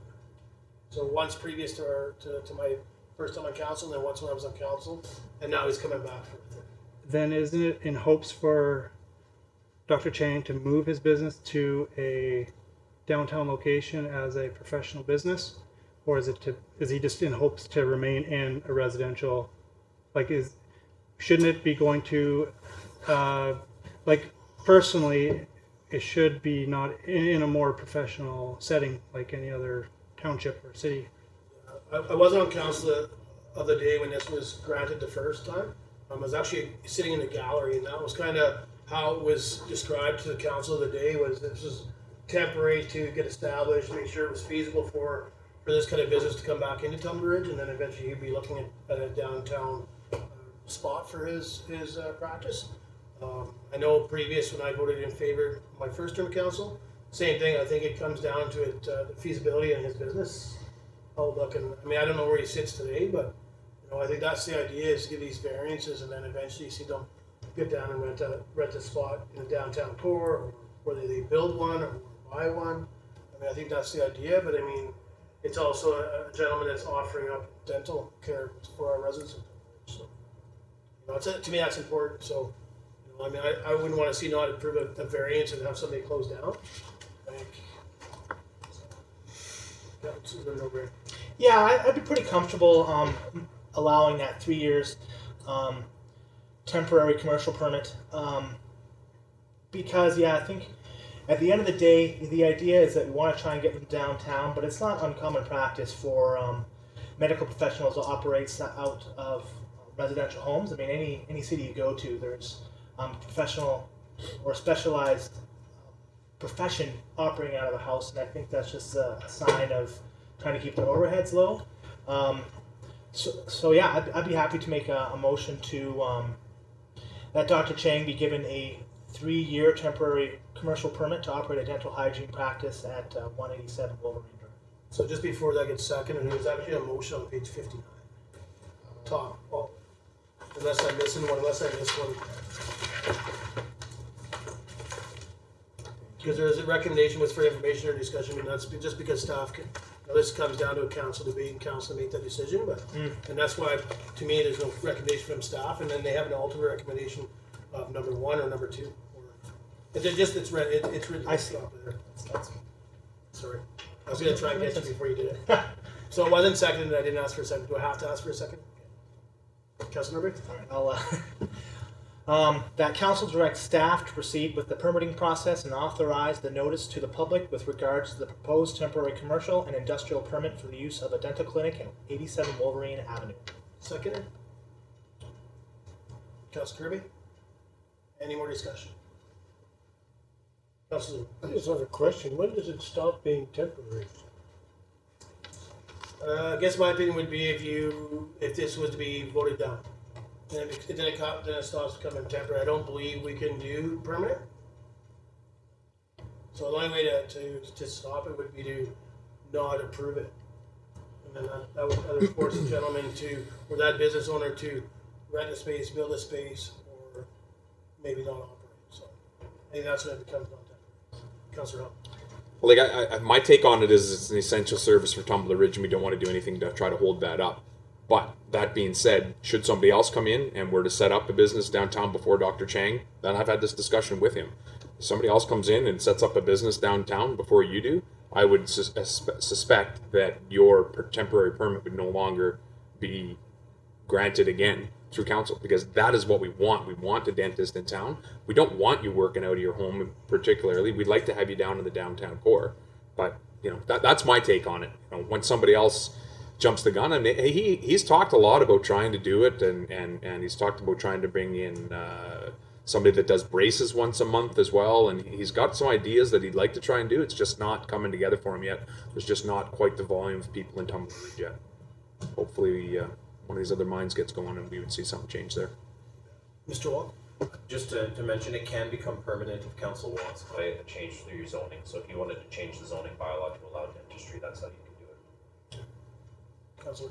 Just one question on how long Mr. Chang's been in business at this location.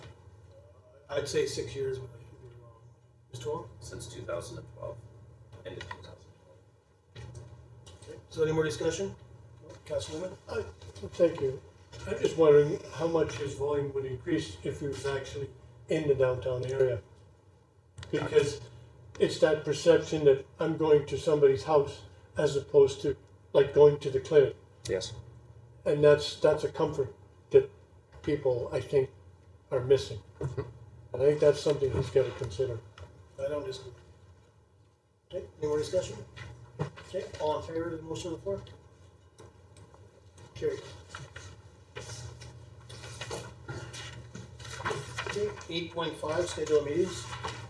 I'm sure everybody's got anything.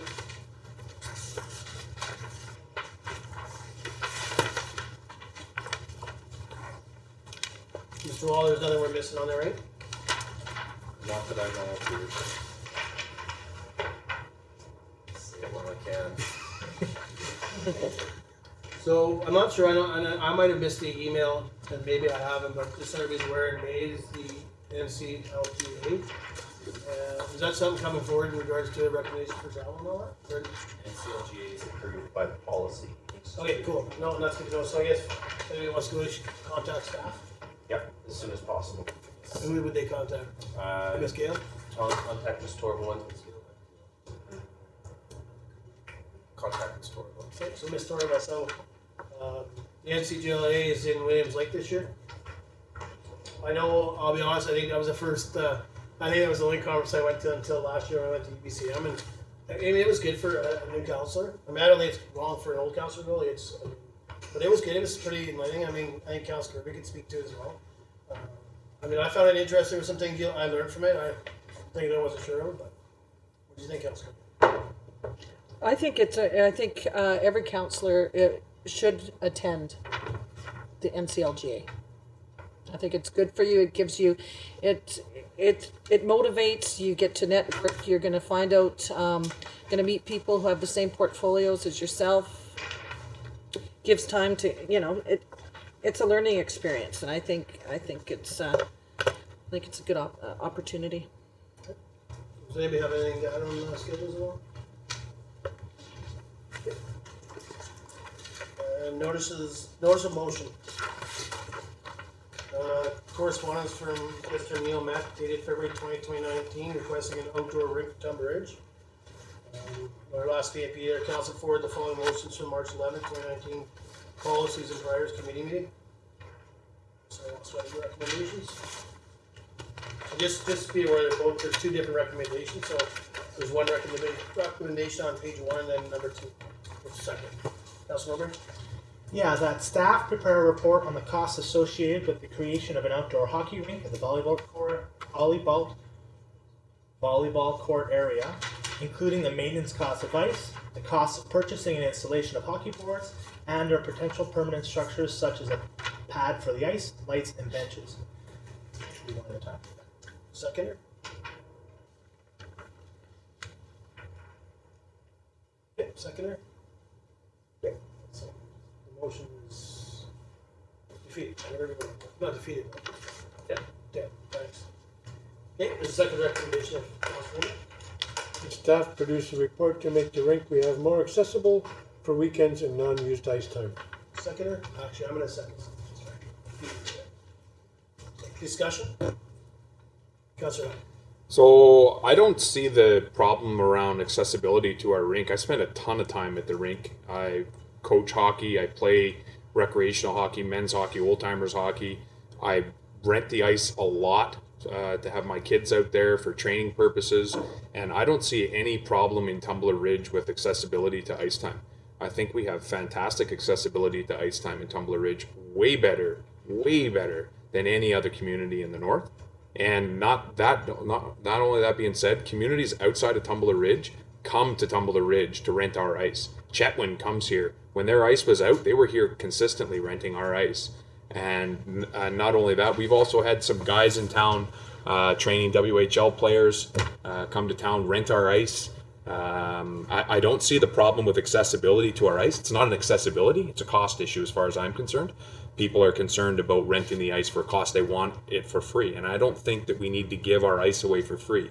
When there are folks out there that are willing to pay for the ice, why should we be giving the ice away for free? And, you know, I think if people really looked into what the rates are and where you can, you know, if this is for youth, non-profit for youth, the rates on that are very, very reasonable to get your kids out skating and have ice time for them. The problem I have with going and doing some type of a thing where we make it more accessible, however that report should come back, is the concern of folks that pay for the ice and actually contribute and put the money into it are not seen as favorable if those of people that aren't willing to pay for the ice time. And to me, that's kind of where the previous recommendation fell off the rails, is that the previous recommendation is all about put the ice in, you guys maintain it, you guys build it, you guys do everything. All the cost is back on the taxpayer for what, right? If you want an outdoor rink, help them find an area, an outdoor rink, and form an organization or society similar to what the mountain biking guys did, that they took it on themselves. They're doing all the work. We're helping them a little bit here, but they're doing all the work. Same thing if you want an outdoor rink. Set a society up, have a group of people that are willing to go water that thing so it doesn't end up being the Lions out there watering that thing, and, you know, go ahead with it. But accessibility, we don't have an accessibility problem. That rink is open nearly all the time in the morning, from 5:45 till 9 o'clock when the kids go to school. It's open all the time. We do power skating in the mornings all the time. So I don't see the accessibility problem. Yeah, and the thing is, if I don't jump in here, I'm probably gonna forget. So I don't think it's accessibility issue either. But I do think it comes down to making sure we're using it more. I mean, it costs us the same to keep the ice frozen and flooded and everything else if nobody's on the ice, or if we actually have people out there. I was able to talk to Mr. Wall about these recommendations, and, you know, my thing is if they come back and they say, you know, I don't think you get rid of the block rentals. I mean, if somebody wants to take a Pacific time and every Thursday night they want it at 6 o'clock, then they can rent it. Now we can also do a thing where if there's ice opening on 24 hours notice or whatever, maybe you get it for free if you want. If you want to wait 24 hours and find that there's a spot you can use and there's no charge for it, I just want to see our ice used. If it's going to cost us to keep it cold and still have staffing there. I mean, public skating in 2018 made $5,098.02 or something. I found it today. That's just public skating. That's not the ice rentals. And I know the first number we received was 22,000 or something. But that, I think there's more involved there, not just ice rentals from personal people like yourself, Councillor Howell, but there might have been some, maybe the old timer rates and stuff in there, and I'm not sure that yet, so I don't want to say it is, but I think that's some of it. But I think we need to use it. I mean, the idea of the outdoor rink, I think, was to see children and their families out there, and, you know, maybe shooting hockey. I think if staff comes back with a report and has some times opened up for whether it's drop-in hockey, throw your sticks in, each pick a stick, and that's who you're on with. I think, to me, it's worth the report to see if we can get it more use. And I'm not saying all free. If somebody wants to rent the ice, let them rent it for a certain specific time, specific date. But if we can have people out there using the ice, it's costing the taxpayers the same, whether there's nobody on the ice or if there's people on the ice. It's costing us the same amount of money. Councillor. Thank you. I'm just thinking about the report is to make people more aware of what there is available, and even if they know the cost associated with it. But I think that's part of the problem, is people don't look or don't ask. So somehow we got to get that information out to them and say, hey, look, we've got ice here. it's available and it's gonna cost you X number of dollars. And I think that's all I'm kind of looking for. Councillor Ridg. Yeah, and I think, you know, I don't want to put words in your mouth, Councillor Howell, but I think maybe the concerns are surrounding taking from one group and giving it to another. I think For free. Yeah, you're right. well, you know, for me, our ice rink shouldn't be used as a profit tool for us. It's a service. It's a service tool for us, having a service to our community. But you know, for me, it comes down to we shouldn't take from one group to give to another. So I'd like to know if there are times where we can get creative without taking from another organization or group, such as, you know, people wanting to use our ice to for a good purpose. So and that's what I'm hoping to get from this report is if there is, you know, a smidgen of time here and there that are underutilized, that aren't already being used by other groups, we should try and utilize it fully. And I agree. It's not about taking it away from other groups. Like, that's not something I'm looking for. I think, you know, most people, I know Councillor Howell for himself, and I mean, I'll put words in his own, but I know he pre-books the ice most times far in advance, and I think other people do that. It's not about taking away from him, and it's not about, well, they get to pay for it because he wants to book a week in advance. It's to me, I just want to see the stuff that we have within our community that is being used. If there's a cost there to keep it, letting them allow to use it. That's just my personal, Councillor Howell. Yeah, and I get where you're coming from. And again, this shouldn't be looked at as my personal thing or whatever. It's just that I have the experience with it, and I'm down there from different perspectives, from old timers hockey's perspective, from minor hockey perspective, and as a parent who rents the ice as well, quite often, right? But what I am interested in this report is, will we start talking about or looking at how the structure is set up within the community center for ice rentals and ice. What's the word I'm looking for? Opening spots? No, like who has the preference of the ice. So like for instance, sometimes when we have a minor hockey tournament on the weekend, we are able to shift public skating out and move it to a different time or different time slot. But there are only certain times we're able to do that. And if we were able to maybe look at different times or maybe split up the times for that, like if that is part of the report, I mean, I think I'm for that. But you know, like we give a prime time slot for public skating from 6 till 8 o'clock at night, and minor hockey and figure skating can't book that time through the entire year. Like it's a hole in the schedule. Like we need a little bit more flexibility with public skating, especially. Would you say public skating generated the entire year $5,600? Where drop-in hockey or the other rental hockey generates $17,000. That doesn't include minor hockey's bills. That does not include the amount that figure skating pays. That does not include what old timers pays. So it goes to show you that portion gets a prime time ice slot from 6 till 8 in the evening, but is not utilized very well. So maybe it could be used better or changed around. If that's part of the report, I could be for that. Mr. Wolf? Yeah, I think this takes a brand new and innovative look. We need to take an innovative look at how we're using the ice. You know, there are ways to provide more ice time to the general public to come in and use the public skating. So for example, this last weekend, I would say the weekend since minor hockey finished, the ice has pretty much been empty, minus a couple other bookings. You can open that up to the public to come in for public skating while giving minor hockey and figure skating those prime ice slots, because they are better utilized through those programs. There's more people on the ice through that. So even within the day, you know, the ice sits empty throughout the day here.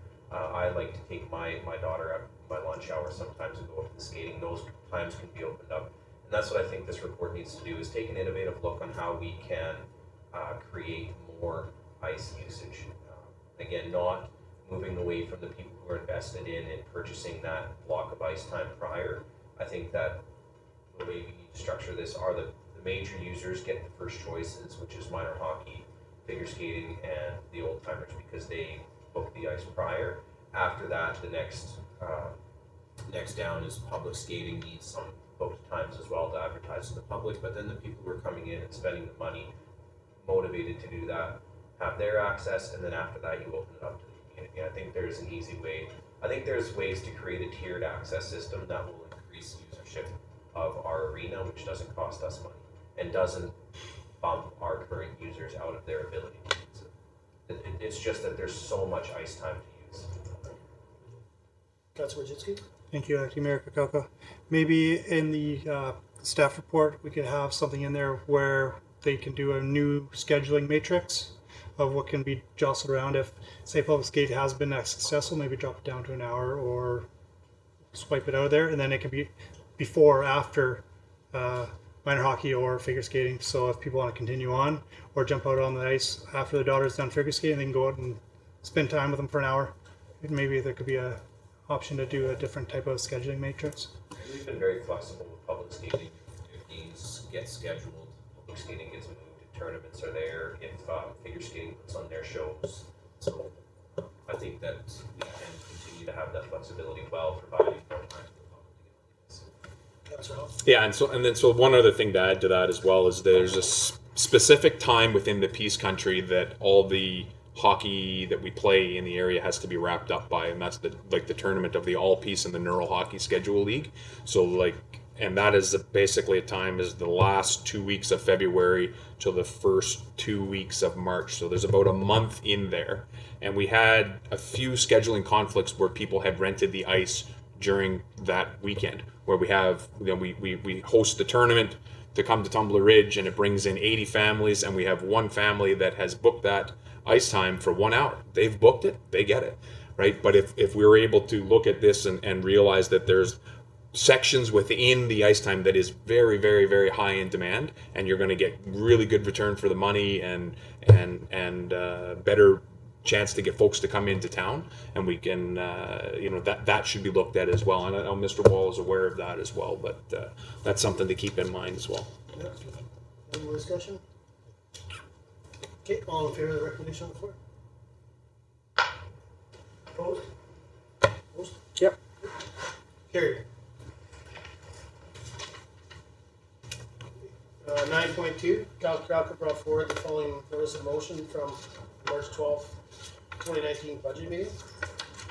The council changes from low to high priority on the core service review timeline to establish a labor pool for public works. Seconder, Councillor Allen. Discussion.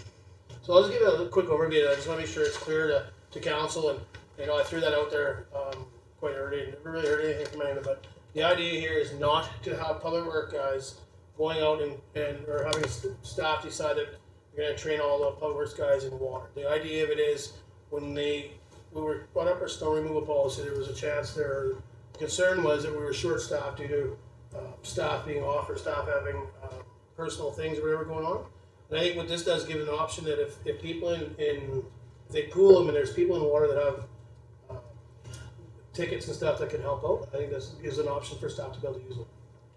That's why I'm bringing it up forward. Okay, any more discussion? Okay, all in favor? Opposed? Carried. Food prior to council meetings. Mayor Bertrand brought forward the following notice of motion from the March 12, 2019 budget meeting. Recommendation? Councillor Wojcicki? The food is provided prior to council meetings. Seconder? Second. Discussion? So I'll talk to it. I think it's too bad Mayor Bertrand isn't here to talk to it.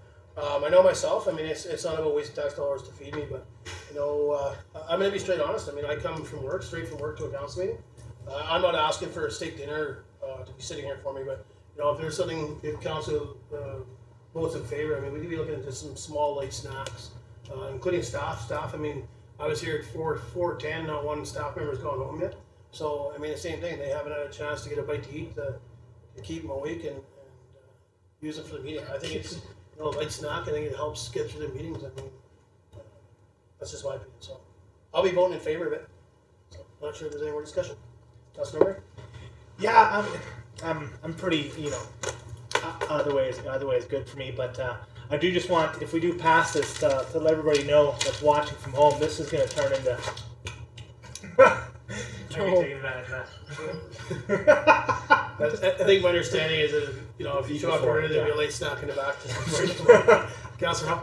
Yeah, and I'm not for this, actually. I think it would have been better if Mayor Bergstein was here to speak to it so he could explain himself a little bit better on what his thought was on this, but I am not for this. I've sat in this seat for four and a half years and haven't had any issues. If you needed to have a snack or something, you know, I've ran in from work and been late for meetings because I worked all day and was able to sit down in here, you know, water is provided, you know, you can bring a snack with you. You can have stuff shoved in your desk. I don't understand why we have to have dinner and the amount of staff time that would go into it for them to have to, I don't know, go to Subway and have subs sitting back there for you when you come in.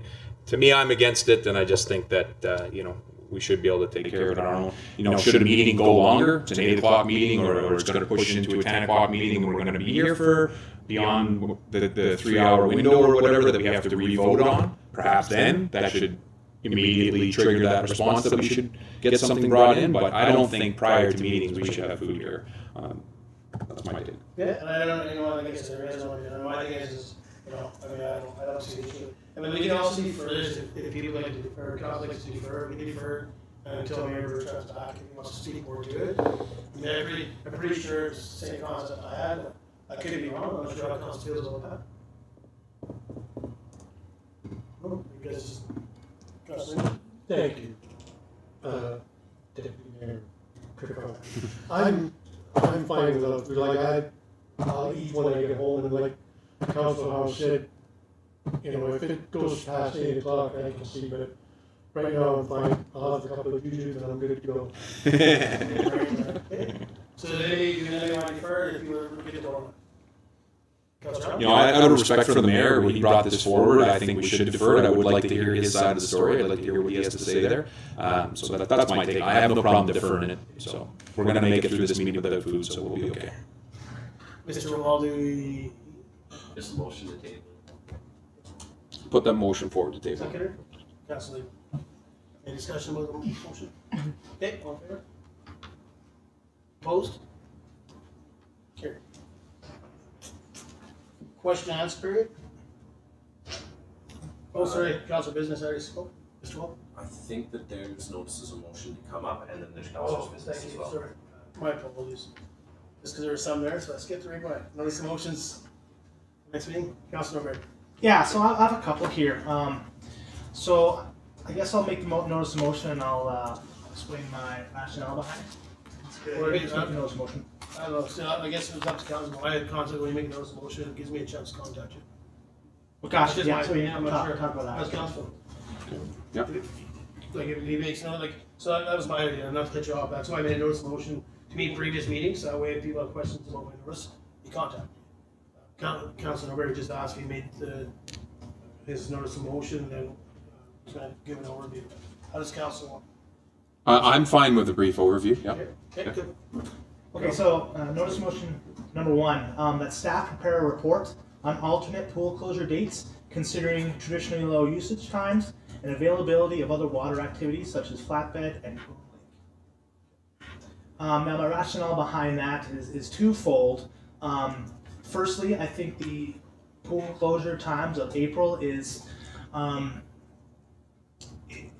it's not the greatest of times because there's no alternative water activities. Whereas if we had it later in the summer, people can get out in their pools, they can go to flatbed, they can go to Willow Lake. They can still be able to participate in water activities if that's their thing. And secondly, is that the triathlon's coming up in June, and having a full month, less than 2 months prior to the triathlon, is really prohibitive to people that want to try and start training for the triathlon. You know, the training window should be 2 to 3 months, and you know, me personally, I need a lot of work on my swim game, and you know, I felt I was getting good, and now I gotta take a month off or head to Dawson. So, and the second one is that staff create a proposal for a hot dog barbecue lunch to be provided at TRE and TRSS in the month of May for faculty and students as a teacher appreciation event. And my rationale behind that is we're having in our meetings a couple weeks ago, there was some issues brought up with staffing at the high school, and I would like us as a council to really show our appreciation for the teachers and show them that, you know, we care about them. And I personally would like to get out there and cook some hamburgers and hot dogs for faculty and staff to say that, you know, we appreciate them, in addition to all the other stuff that we are going to try and do. Just okay. Any other notes, motions? Let's skip right by that. Okay. Councilor's business. Any council business? Councilor Majinski? Thank you, Acting Mayor Krakowka. March 22nd, I attended the Northern Advisory Committee with NDIT. Sent you guys out a brief email on what was going on there, and just a confirmation that the funding for the pump track and website design was approved for the TRMBA bike initiatives for this, hopefully commencing this spring. So I got to be on that board, and there's quite a bit going on there. Jumbotron for the Encana Event Center in Dawson Creek. Poos Koopy is putting in a skate park. The neat thing about that is they are the only people in the Peace Country that requested a half pipe, which is pretty cool. So I think that would be something that we should have on our radar for our skate park, because we don't have that. Or at least a bowl, a clover bowl or something like that people can ride for rhythm back and forth, just like a half pipe. So I think that would be kind of important, I think, just because of the overload of what we have going on in our skate park. Also, motocross updates up in Hudson Hope, I believe. Yeah, and there's a couple other things. There's a grant out there for $5,000 for a business to do a facade improvement for their business. So and it's out for any business in the Peace region. So anybody wants to look into getting something done for an update on their business front, they can do it. Council business? Yeah, so we had our quarterly community forest meeting. Community forest meeting last week, and we had some really good discussion topics there. We had a person from RBC Dominion Securities come in and talk with us about handling our finances, because last year there was a boom in wood prices. So we had a lot more coming in last year than before, and we want to be responsible with the money that community forest has and how we can turn that into more, much like the district has done with their cash. So that's really exciting.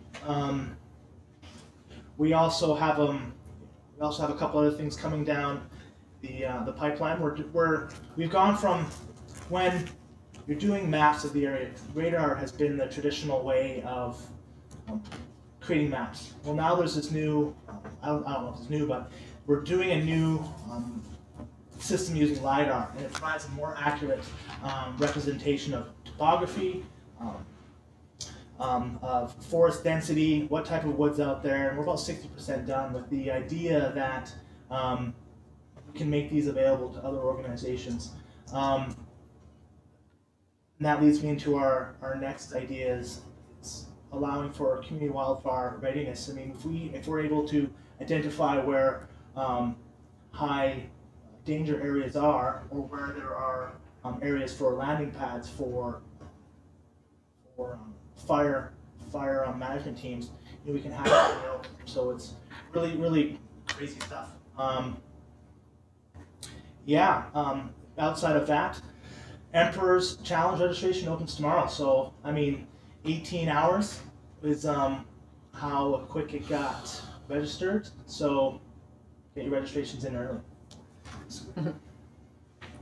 Councilor. Thank you, Acting Mayor Krakowka. I think I just should bring up the fact that we had quite an amazing thing happen in our community this week with the ice throne appearing. Really? To be one of the six is just amazing, and I think that Wild River Adventure Tours did a great job out there promoting and putting this together, and especially having Birgit and Kevin finding it. I think there was a lot of marketing going on, and I think that we should ride that train. And we have a trade show in Fort St. John this weekend, and hopefully we'll be able to put something together to take to that a little bit. I think an approximation of 5,600 people sat on the throne. Wow. This, while it was there, I think Randy said he had to turn probably 1,500 people away just because they couldn't put them through. So anyway, congratulations to Tumbler Ridge once again for being put on the map for another exciting thrill. Yeah. I know there's a couple things, and I was actually going to speak to that, but I'm going to speak to a bit to that now. I actually just talked to Randy this afternoon, and I want to say hats off to them and to Randy specifically.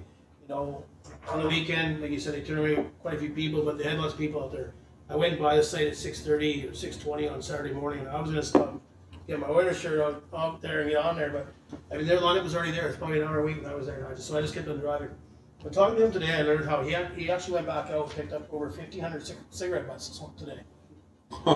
Right, so here's a gentleman to me, and that's why I say hats off to Wild River Adventures and to Randy himself. He's still going out to pick up more. So hats off to him. And like he said, he wants to leave the site the same way it was found, and there was no garbage when they first placed it. When they brought it out of the falls there, there's no garbage, and he plans on making sure of that. So, I think that's a huge asset to our community and for what they're doing. My hats off to After Play Restaurant and Pinnacle Peak. They went out and served coffee and food and pizza and everything else. And at one point, again, Randy had a chat about that. He was actually going to stop it because of all the garbage that was getting thrown on the ground from the pizzas and all that. And so actually hats off to them because they said, okay, we'll serve it without the tin foil. So there was no garbage. Pinnacle Peak stayed around and went around and picked up boxes of garbage of whoever. So, hats off to those organizations to make sure that our backcountry stayed the way it was. And I think the turn was great to come. I did attend the Geopark meeting on behalf of Councillor because she was away. I'll send an email again. I apologize, but I just got a bunch on my plate there with the rebranding going on. The biggest thing I want to just mention is Y2Y. Geopark has been removed off their website. So no longer is our Geopark on there as a partner. Y2Y was on a telephone conference over there and apologized to the Geopark that they weren't removed earlier. Normally when they do a group adventure or group joint effort and they went up the mountain and remove batteries or something, usually they stay on for a year, but they left on, so they've been removed just so we're all aware. That's all I got. Anybody else? Question answer here. Mr. Trent. Yeah, just about the off-road vehicle thing. Have you guys heard what's happening down in Elkford recently? Because they actually stopped licensing, issuing the RCMP stopped issuing license about 3 months after they started. I talked to them a couple days ago. They're talking about something else. You may want to sort of talk to them as to what their something else is, because I couldn't pry it out. Yeah, I think Mr. Wall was aware of some stuff too. So through our sergeant, there was some talk about that. And that's a different sergeant that's down in Elkford right now. Yeah. So. You got any questions for us? Sure. Cool. I phrased that in the form of a question. That's right. Any questions? Okay, if we can do a resolution to close the meeting and then we'll take a break. We'll take a break first. Nope. Okay. Councillor Ridg, thank you. Councillor Ridg? As presented. Seconder? Councillor Lehman? All in favor? 5-minute break, sounds good. Ready to jump over to you. No, it's